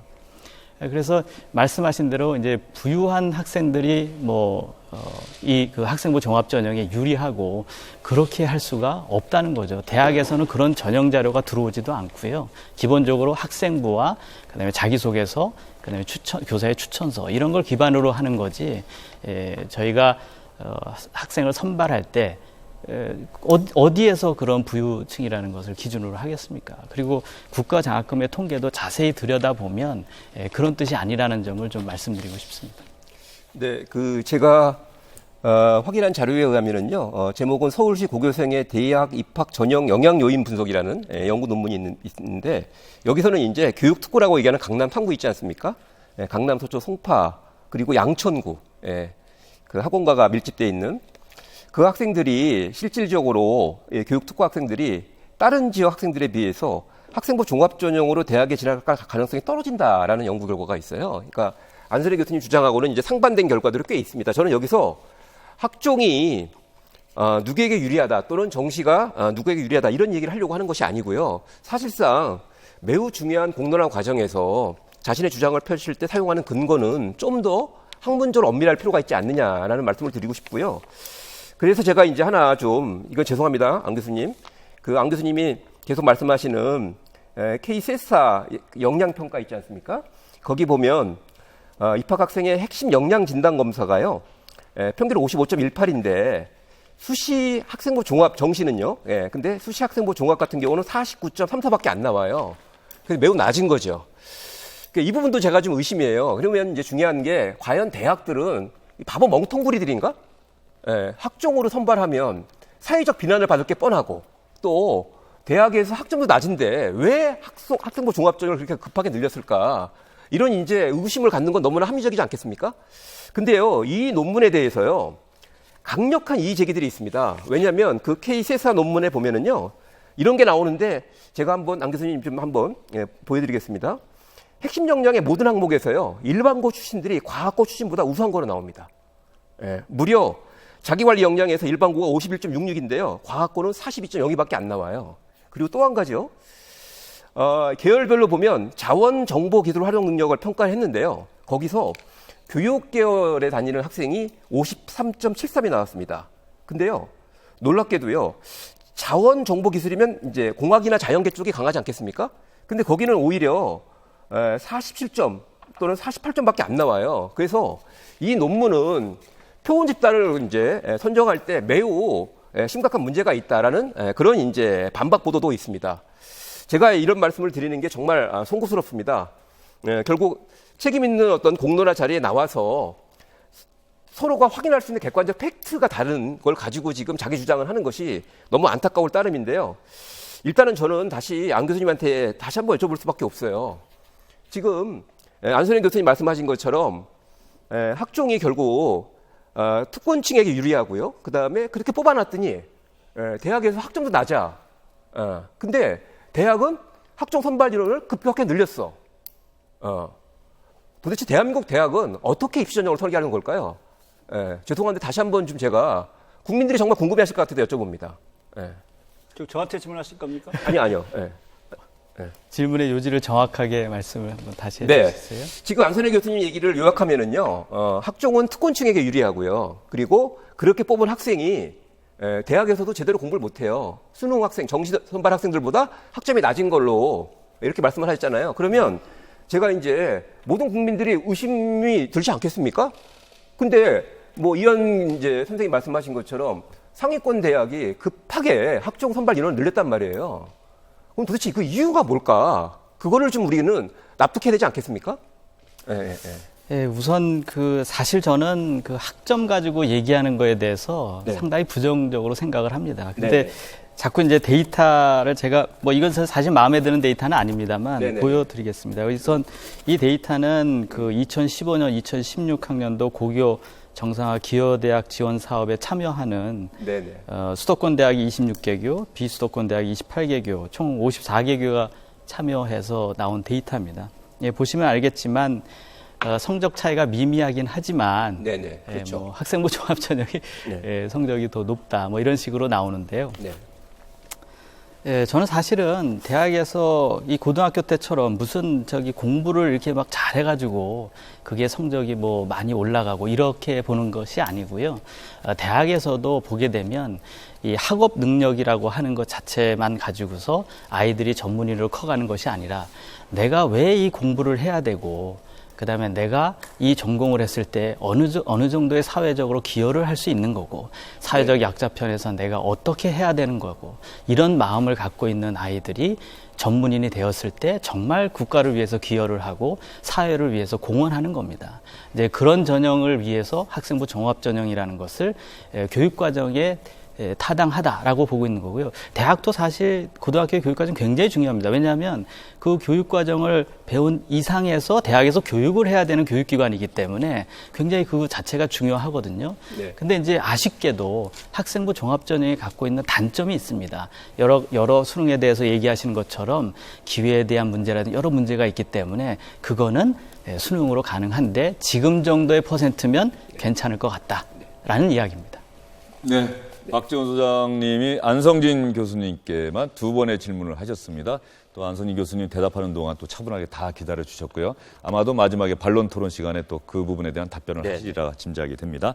이번에는 안성진 교수님 의제 3 세 번째 방안을 주장하고 계시는데 안성진 교수님께 주도권 토론 시간 주어집니다. 10분.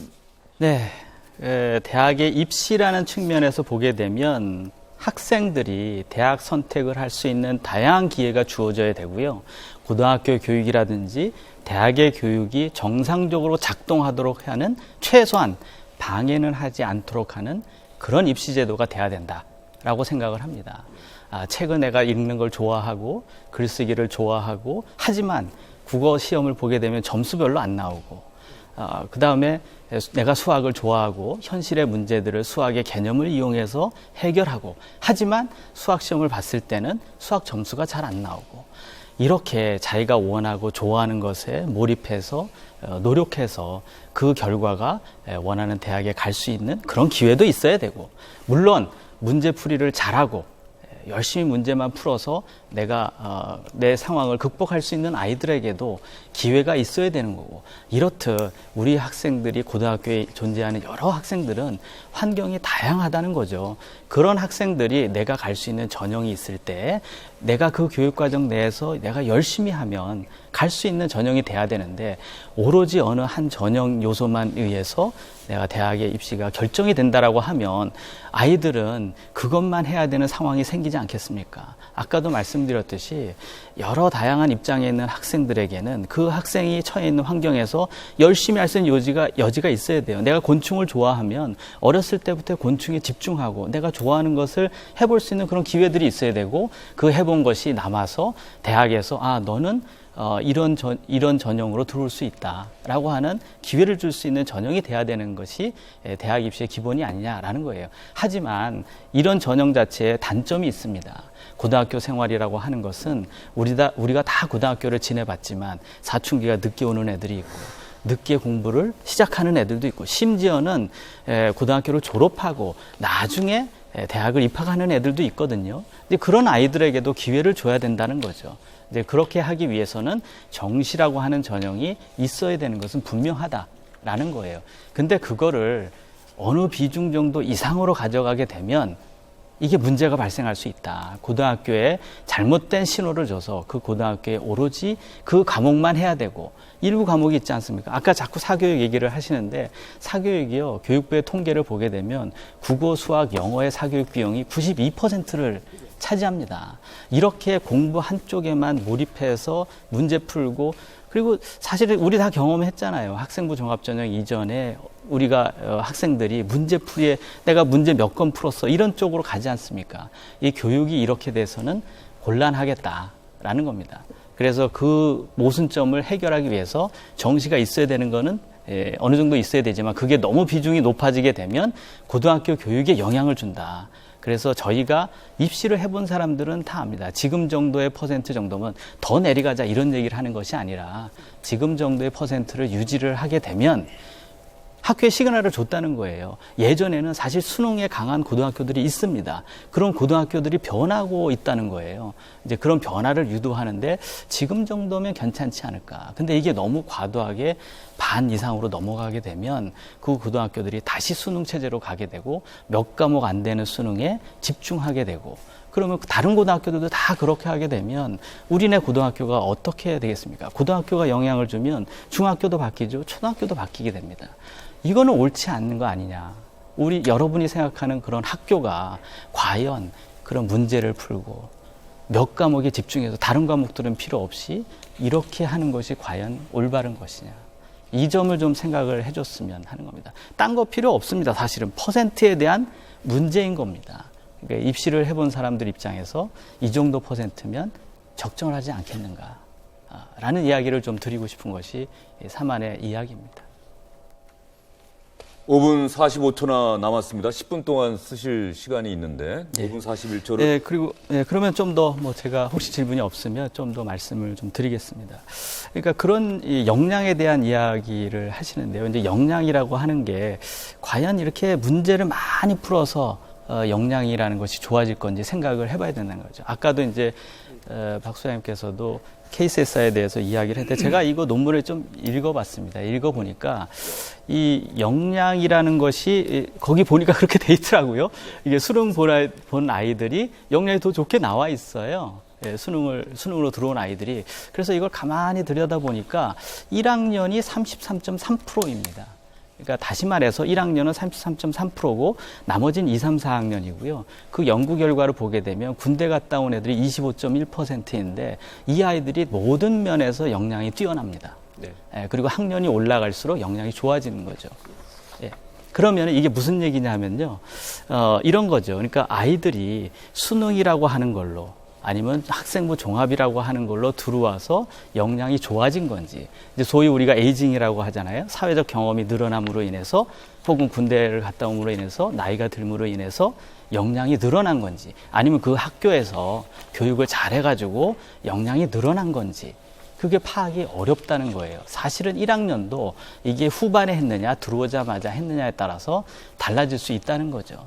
저는 상식적으로 처음에 어떻게 문제만 풀어가지고 의사소통 능력이 좋아지고 문제 해결력이 좋아질 수 있을까라고 생각했는데 조금 모순이 있는 것 같다. 무리하게 이거는 해석하는 것이 아닌가라는 생각을 하고 있는 겁니다. 그리고 이게 문제지가요, 이 종합적 문제 해결력을 측정하는데 8개의 문항으로 측정을 합니다. 그러니까 그 문제를 이렇게 잘 풀면 종합적인 문제 해결력이 좋다, 이렇게 판단을 하거든요.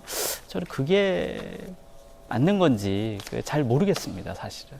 그래서 그런 측면으로 봤을 때도 기본적으로 어떠십니까? 그러니까 내가 이렇게 문제풀이 많이 하고 이렇게 하는 게 의사소통 능력이 좋아지고 문제 해결력이 좋아지고, 그 다음에 뭐 어떤 사회적인 공헌을 할 수 있는, 내가 왜 이런 일을 해야 되고, 내가 그 사회적 약자가 어떤 지금 마음을 갖고 있는 건지, 이런 거를 수능이라는 제도만으로 해결할 수 있을까? 저는 그거에 대해서는 조금 이의를 제기를 하는 바입니다. 제가 아까 그 답변을 충분히 시간을 드렸으니까 기술을 지켜서 진행을 해야 됩니다. 일단 안선혜 교수님께 질문을 드린 것으로 저는 이해를 했거든요. 어쨌든 수능 위주의 정시 확대 말씀하셨으니까 안선혜 교수님께서 답변을 좀 간략하게 해주시는 게 아마도 또 상대방에 대한 이해가 아닐까 싶습니다. 그 정시 수능 출신자만 군대를 갔다 옵니까? 아닙니다. 학종으로 들어오는 학생도 군대를 갔다 오고요. 그 학종의 비율에는 범주에는 입학사정관제, 이미 이명박 정부때 입학사정관제 들어오는 학생들이 포함되어 있습니다. 군대 문제와 전혀 관계가 없는 것이고요. 그 다음에 지금 두 분이 특히 이안을 주장하시는 선생님께서 이게 대학생 심령력 평가를 잘 이해를 못하고 계신 것 같아요. 문제를 잘 보셨으면 좋겠는데, 과학고고보다 일반고가 높다. 그럴 수 있습니다. 과학고는 과학 지식이 뛰어난 것이지 공통 핵심 역량이 일반고보다 뒤처질 수가 있어요. 그러니까 심령력 평가가 중요하다는 겁니다. 그래서 또 의미가 있다는 얘기고요. 그 다음에 자원정보기술 활용 능력을 볼 때 공학 쪽이 자연계 쪽이 적게 나왔다. 교육 쪽이 높게 나왔다. 당연히 이게 더 설명력이 있습니다. 왜? 자원정보기술 활용 능력은요, 실제로 여러 가지 자원정보를 활용해서 그걸 해석해서 추론해서 문제를 해결해야 하는 능력입니다. 이공계하고는 전혀 관계가 없습니다. 오히려 이공계에서 이걸 보고 우리는 자원정보 기술 활용 능력을 향상시켜야 되겠다라고 시사점을 넣는 것이고요. 그 다음에 안 교수님께서 이 자료에도 불구하고 여전히 학종은 저수 특징을 뽑는다.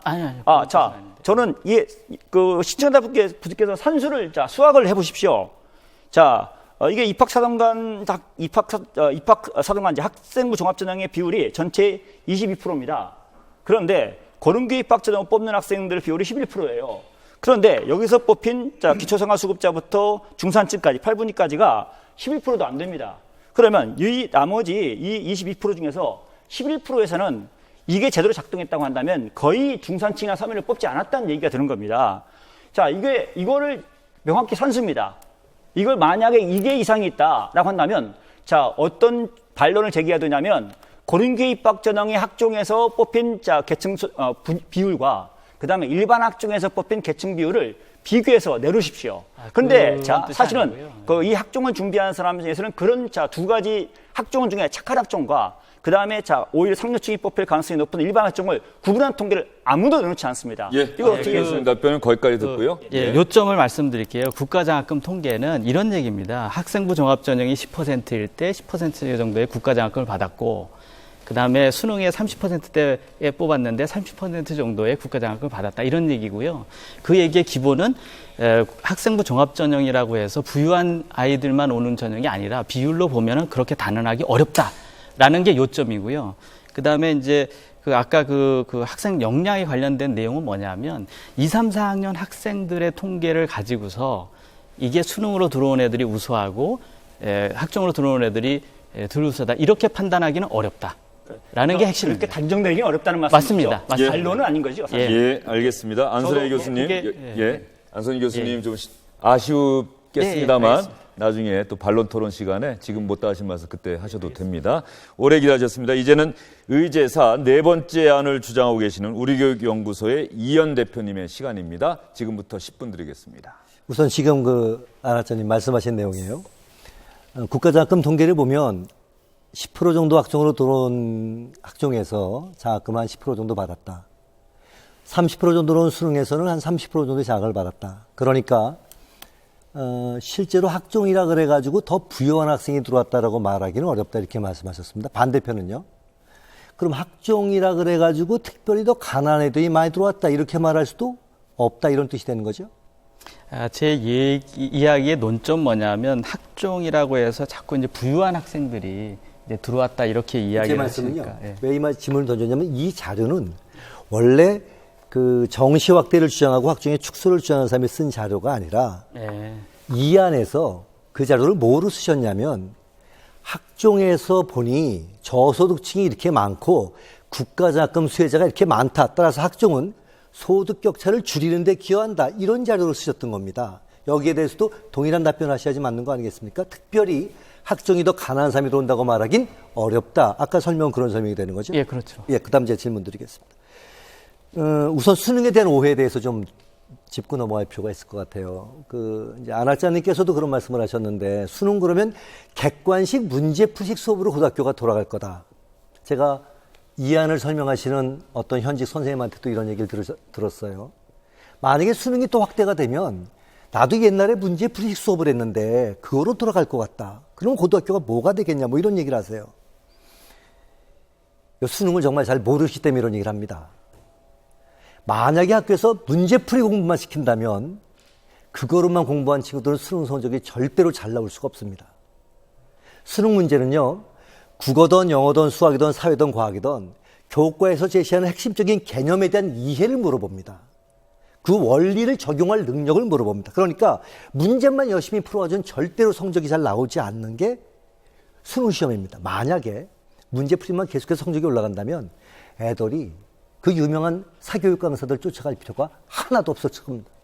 유명한 사교육 강사들 강의를 한번 들어보세요. 그 사람들이 어디 문제풀이만 해줍니까?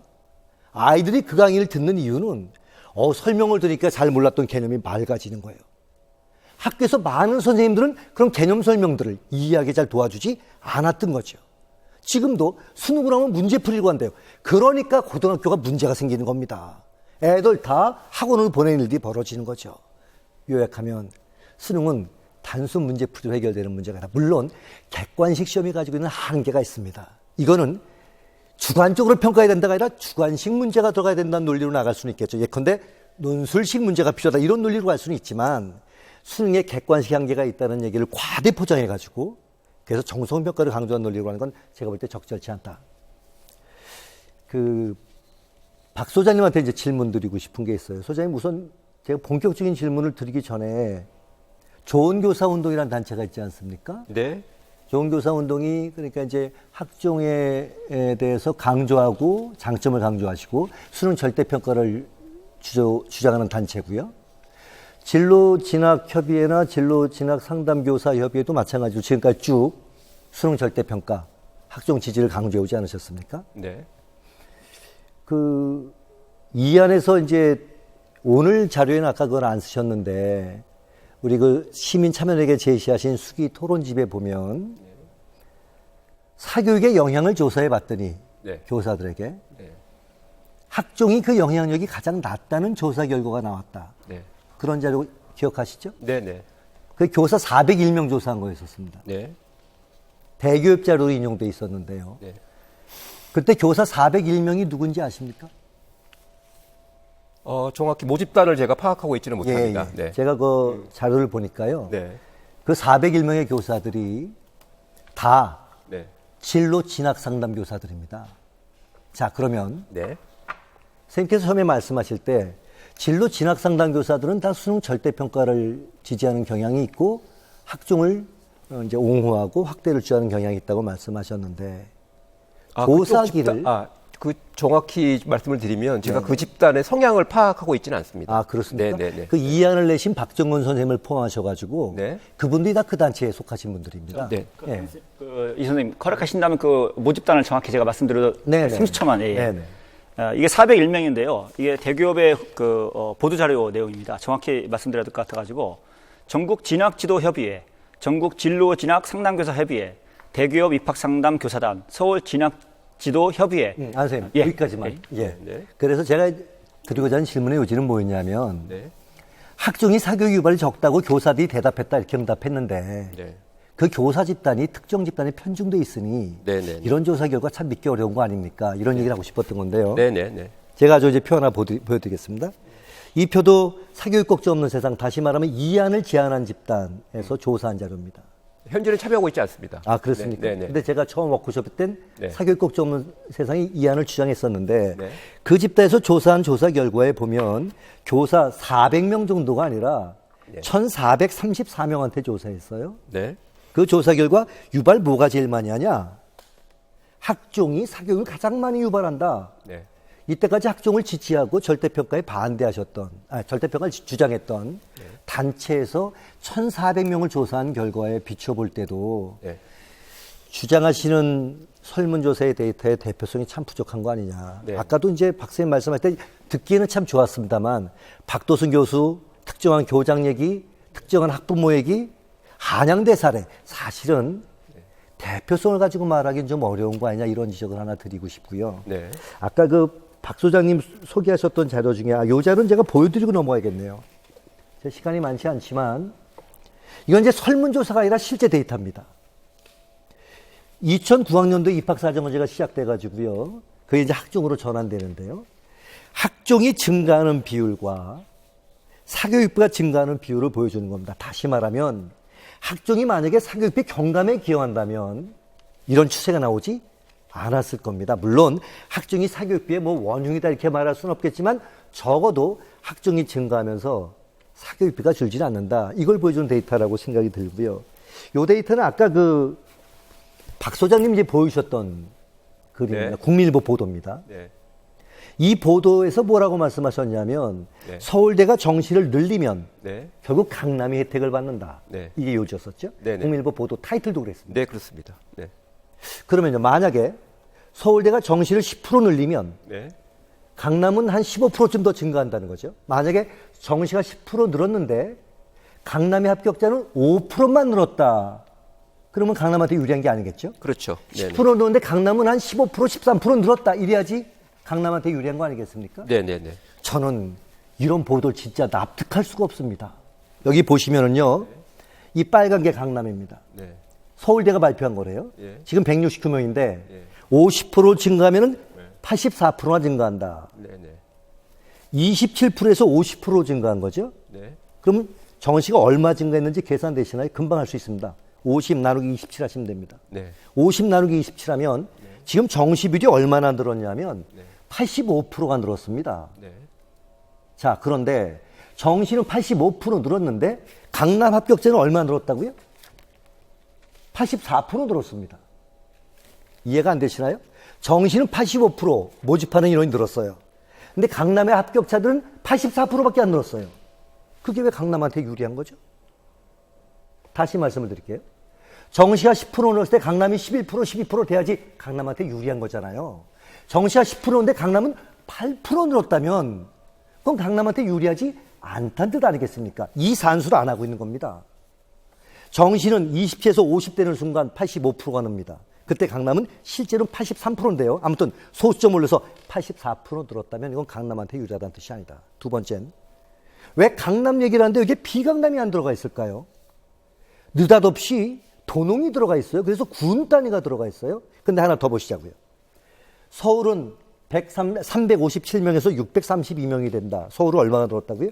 77%가 늘었다. 정시가 85% 늘은 동안 서울 출신은 77%가 늘었다면 서울 출신한테 유리하다는 걸까요? 불리하다는 걸까요? 정시가 늘수록 불리하다 이런 데이터가 되는 거 아니냐. 자, 제가 시간이 짧아서 여기까지 인용을 해야 될 것 같은데 문제 제기하실 때 소장님이 이런 겁니다. 설문조사 결과를 인용할 때 좀 대표성 있는 걸 인용할 필요가 있지 않냐. 리얼미터가 같이 조사한 자료랄지 적어도 1,400명을 조사한 자료랄지 이것이 아니라 특정 집단에 편중된 설문조사 가지고 인용하는 건 문제가 있지 않냐 이런 질문 하나 드리는 거고 서울대학교에서 정시를 늘리니 강남한테 유리해진다는 보도를 여러 가지 변형 버전을 제가 봤습니다. 국민일보에서 변형 버전을 여러 번 보도했고요. 동아일보도 보도했습니다. 서울대학교도 내놨습니다. 데이터를 좀 잘 보실 필요가 있다. 이 데이터는 정시 축소를 원하는 사람들이 자기 발등을 찍고 있다. 이런 점들을 고려하실 필요가 있다는 걸 지적드리고 싶어요. 이 대표님 지금 20초 더 쓰시겠습니까? 아닙니다. 괜찮습니다. 제가 안 답변할 쓰시겠습니까? 시간 예, 잠깐만 얘기하시죠. 예. 답변할 시간을 주셔도 되겠습니까? 그러면 20초를 앞으로 더 안 드리고 우리 박 소장님께 20초 소장님, 드릴까요? 네. 제가 20초 나중에 써야 될지 모릅니다. 뒤에 3분 반론하실 때 그때 얘기하시죠. 그때 얘기해 그러면 주시죠. 그렇게 하시는 게 네. 서로 규칙도 지키시고. 네, 네. 네 분께서 말씀을 잘해 주셨습니다. 시간도 잘 지켜 주셔서 조금의 시간적 여유가 생겨서요. 반론 토론의 시간을 1인당 30초씩 더 드리겠습니다. 원래는 33분 드리려고 했는데 여기에 30초를 더 해 드리도록 하겠습니다.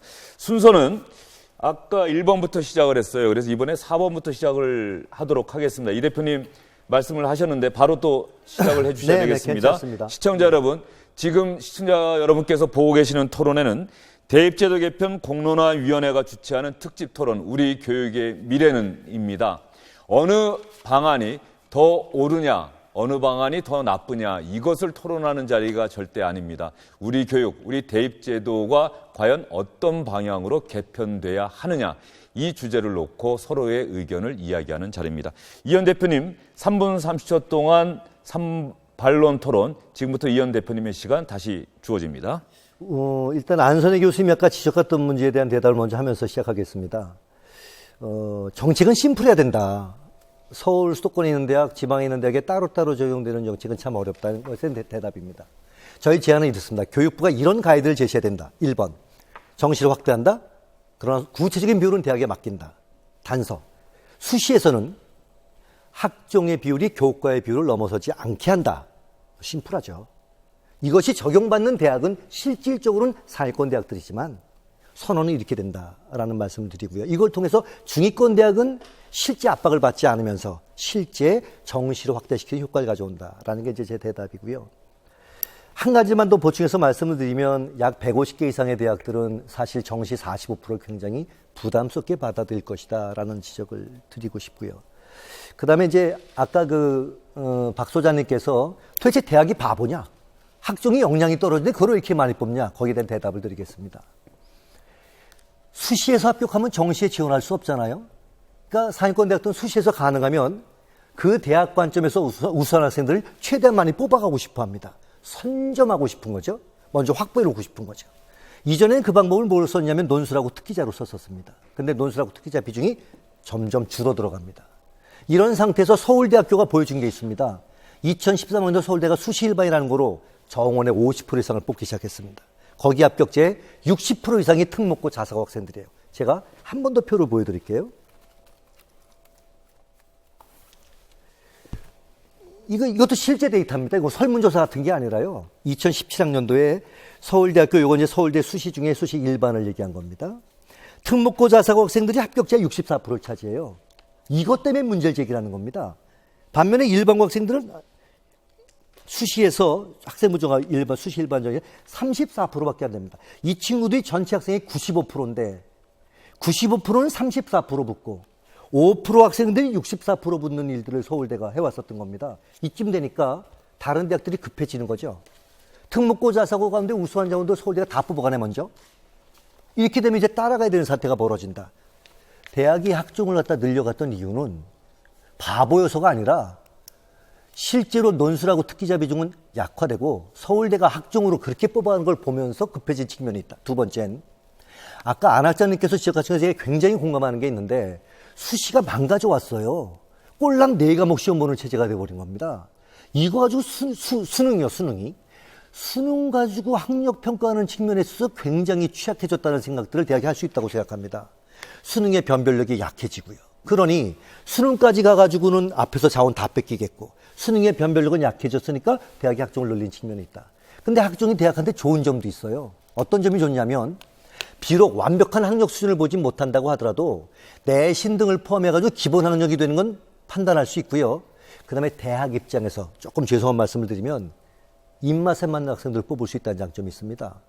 근데 아무런 문제가 안 돼요. 서울대학교가 보여준 겁니다. 이거 가지고 누가 고소하는 사람도 없고요. 누가 까보자는 사람도 없어요. 그러니까 사실은 어쩔 수 없이 확대한 측면도 있지만 가보니 괜찮은 측면도 있더라. 대학이 바보라서가 아니라 학종이 확대된 이유는 이렇다, 이런 측면을 제가 설명드리고 싶고. 이 대표님께 20초 더 드리겠습니다. 지금 쓰시고 어차피 마지막에 마무리 발언이기 때문에 지금 쓰시는 게 좋습니다. 그래서 저는 학종을 폐지하자는 게 아니라 수능으로 보여줄 수 있는 실력, 수능으로 보여줘라. 수능은 좀 약해도 학교 생활 열심히 해서 내신 성적 높은 친구들 내신 성적으로 보여줘라. 수능 성적도 잘 안 나와, 내신도 잘 안 좋아. 그런데 나 대학 갈 의지도 있고 능력이 있다고 한다면 그런 측면도 보여줘라. 이걸 조화롭게 가져가는 게 지금 대학 입시 개편에서 필요한 방향이다. 이렇게 보고 있는 거죠. 네, 이 대표님 시간 다 됐습니다. 다음은 안성진 교수님께 3분 30초의 시간 드리겠습니다. 네, 상위권 교과에 대해서 조금 말씀을 드리는 게 좋을 것 같아서요. 얘기를 좀 드리겠습니다. 일단 교과 전형을 늘리게 되면 가장 우려하는 것 중에 하나는 고등학교가 내신 경쟁에 돌입할 가능성이 높다.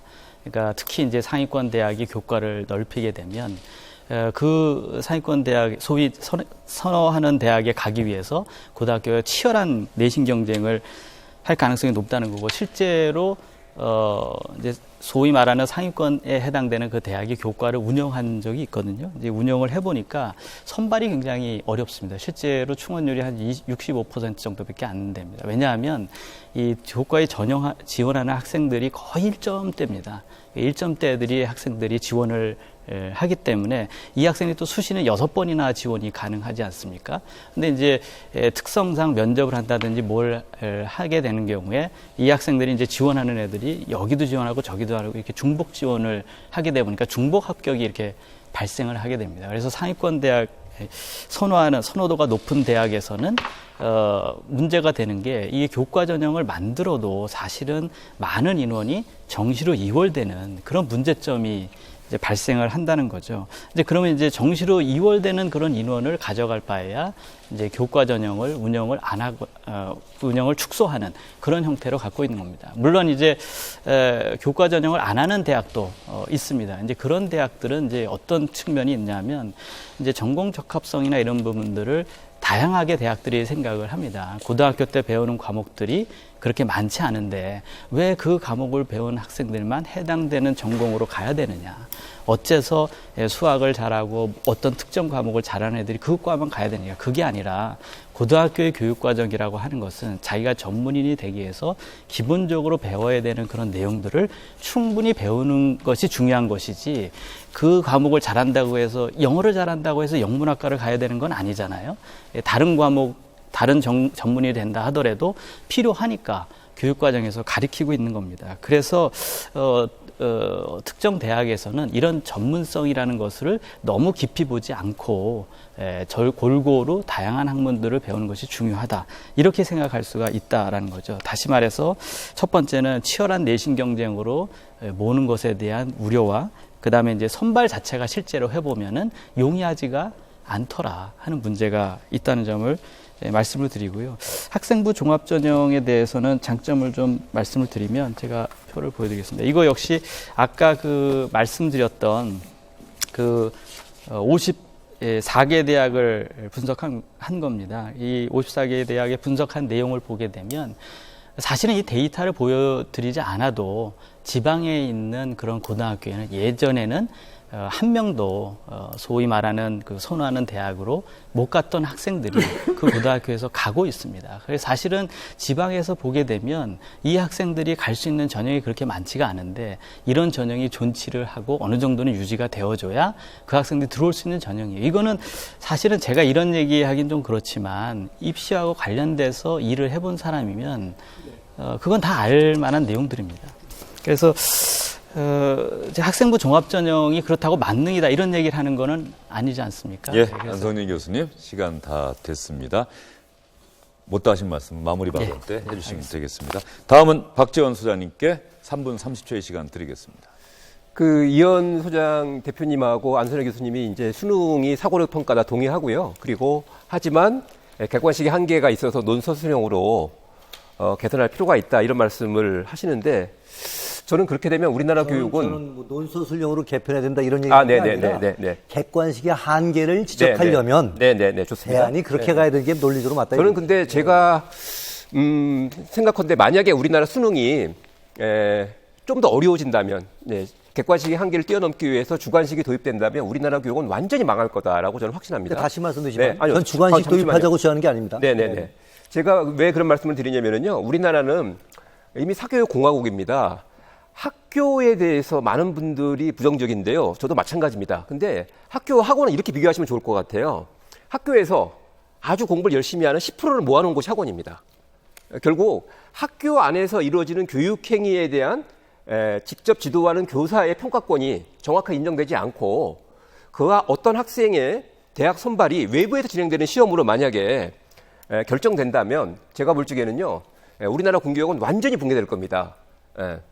자, 실제로 대학의 입장을 좀 생각을 해보고 있어요. 저도 나름대로 이제 뭐 입시 전문으로 활동을 하면서 많은 분들을 만났는데요. 제가 재미있는 데이터를 하나 좀 보여드릴게요. 이거 보시면 2013학년도 입학생의 4년간의 성적 변화인데 카이스트 자료입니다.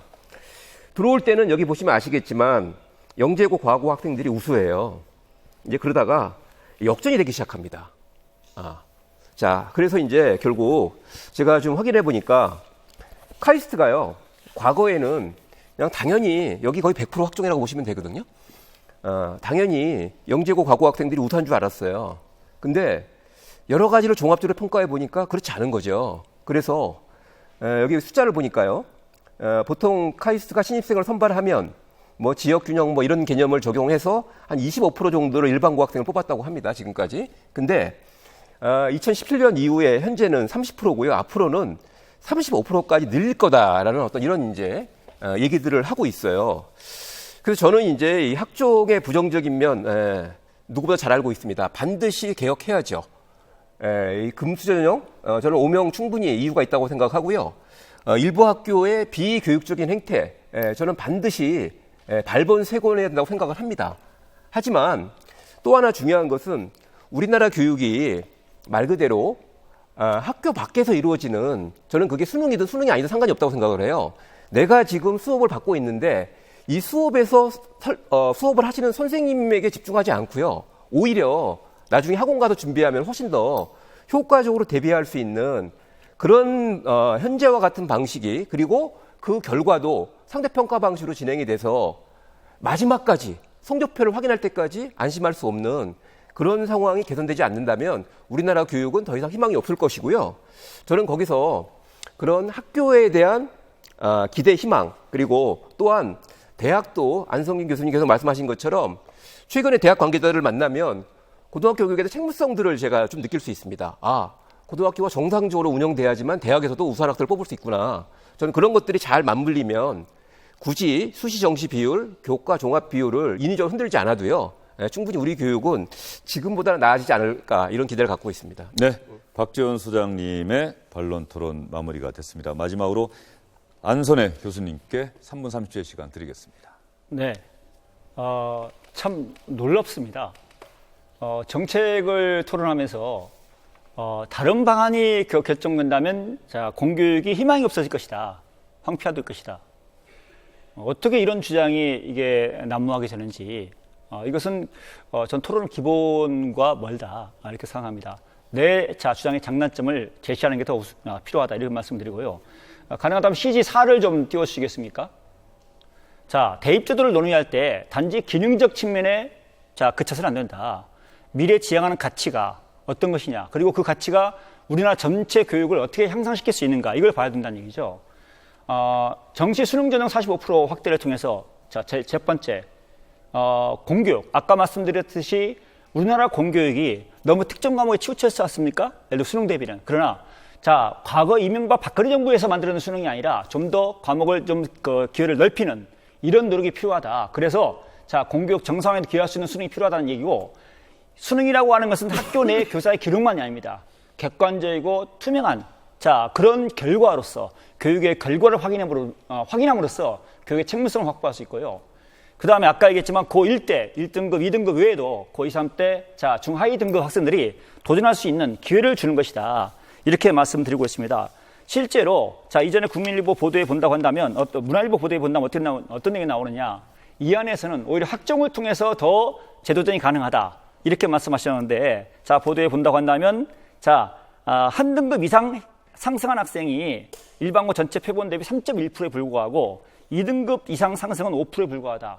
여러분, 자 재도전이 학종이나 학생부 교과서는 어렵다는 얘기죠. 그래서 오늘날 상황에서는 재도전은 무엇으로만 가능하냐? 아까 했지만 수능 정시 전형으로만 사실상 그 위주로 할 때 재도전이 가능하다. 그리고 학교 밖 청소년이라든가 그 다음에 만학도에도 기회를 줄 수 있다 이런 말씀 드리는 것이고, 학업 부담, 현재 모든 상대평가의 문제점이 사실 어디에 집중되어 있냐라고 한다면 교과, 비교과, 내신 경쟁에 집중되어 있습니다.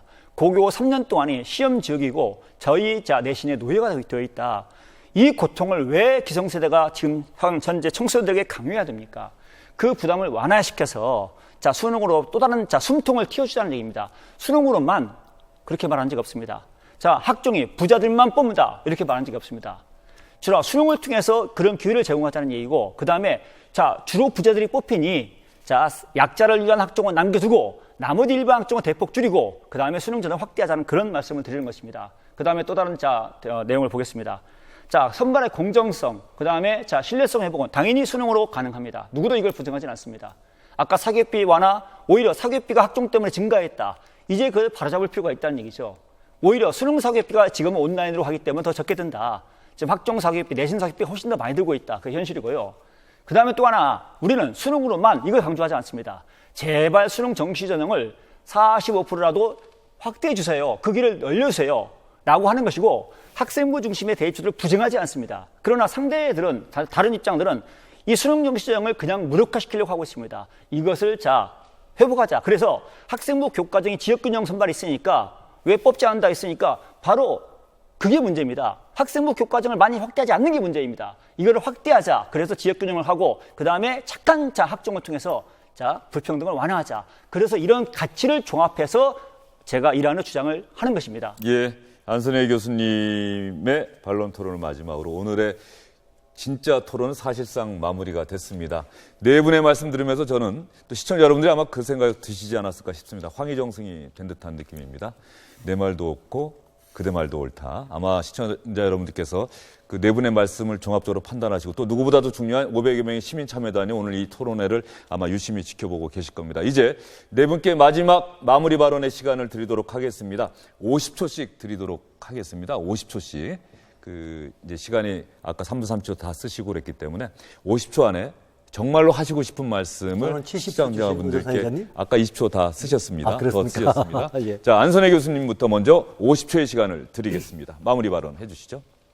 시청자 여러분, 국민 여러분, 우리 교육은 기로에 서 있습니다. 지금 이번에 대입제도를 고치지 않으면 지금까지 모든 학종과 수시의 문제점이 계속될 수밖에 없습니다. 바로 어제 오늘 며칠 사이에 나온 얘기입니다.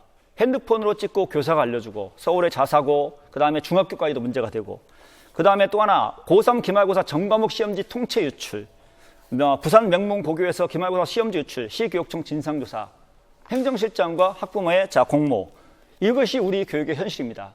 언제까지 이런 부정비리의 가능성이 있는, 모두가 부적이 아닙니다. 하지만 100명 중에 몇 명만 그런 가능성이 있다 하더라도 또 부풀리기가 만연되어 있습니다. 이런 현실이 우리 학종을 왜곡시키고 있습니다. 우리 교육을 왜곡시키고 있습니다. 여러분, 정말 절박한 심정으로 호소드립니다. 제발 수능 전형으로 갈 수 있는 길을 열어주십시오. 네, 안선혜 교수님 50초의 마무리 발언 쓰셨고요. 다음 박지원 소장님. 저는 조금 전에 안 교수님이 말씀하신 그런 우리 학교 현장의 끔찍한 모습들, 성적 부정, 이런 것들은 우리 교육이 지금까지 오로지 성적 줄 세우기에 몰두한 결과라고 생각을 합니다. 정시가 확대되면 제가 볼 적에 확실하게 재수생들은 유리해질 것 같습니다. 2010년에 재수한 K군의 기사를 보니까요, 월 평균 215만 원, 모두 2,580만 원을 재수 비용으로 썼다고 합니다. 재학생과 재수생의 경쟁, 혹시 고등학교 3학년과 4학년 또는 5학년과의 경쟁이라는 생각은 안 해보셨습니까?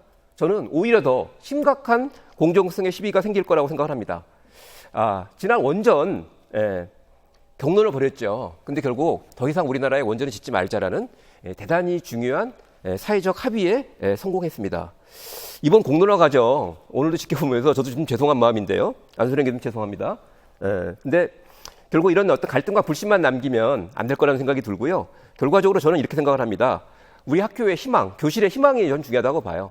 교실을 바꾸기 위한 교사들에게 힘을 실어주고 또 여전히 공교육을 신뢰하는 사교육보다는 그런 부모님들이 있습니다. 그런 분들에게 희망을 주는 그런 이제 결론이 났으면 좋겠습니다. 예, 박재원 소장님 마무리 발언 시간 모두 끝났습니다. 다음은 안성진 교수님께 50초의 시간 드리겠습니다. 이런저런 이유를 대면서 지금까지 수십 번의 입시 제도를 바꿔왔습니다. 바꿔서 도대체 어떤 결과를 냈던 겁니까? 현재 입시 제도가 문제가 없다 이런 얘기를 하는 것이 아닙니다.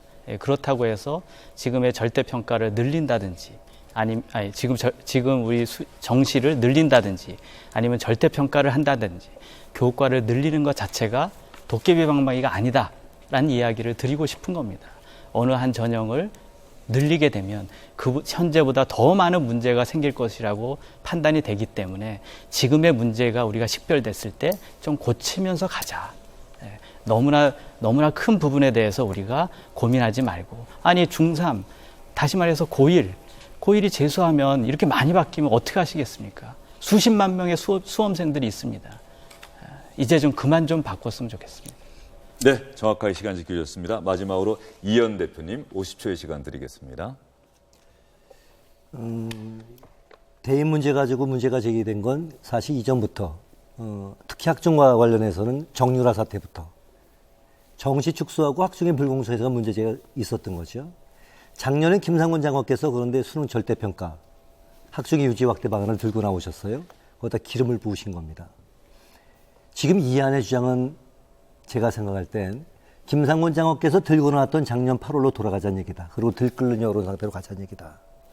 저는 그 사만에 대해서는 의논할 여지가 많다고 생각을 합니다. 다만 사만 지금 상태대로 하면 김상곤 장관 발언 이전 상태로 가자는 거다. 그때 문제제기 상태로 돌아가자는 거다. 개선할 문제를 좀 개선하자. 그래서 상위권 대학들이 양보할 수 있는 데 양보하고 수험생하고 학부모 입장에서 단순하고 공정한 입시제도를 만들어줄 수 있어야 된다. 그렇게 생각합니다. 네, 이현 대표님도 시간 잘 지켜주셨습니다. 오늘 열띤 토론 진지하게 해주신 네 분의 전문가분들께 다시 한번 감사의 말씀드리겠습니다. 시청자 여러분, 대입제도 개편 공론화위원회가 주최한 특집 토론 우리 교육의 미래는 여기까지입니다. 시민 참여단 500여 명, 네 분이 오늘 진지하게 토론하신 그 내용을 토대로 해서 이달 말까지 선호도 아마도 자신이 선호하는 방안에 대해서 투표를 하게 되고요. 공론화위원회는 시민참여단의 의견을 분석해서 다음 달 초까지 그 결과를 국가교육회의에 제출하게 됩니다. 지금까지 시청해주신 여러분께 감사의 말씀드리면서 오늘 특집 토론 여기서 마무리하겠습니다. 고맙습니다.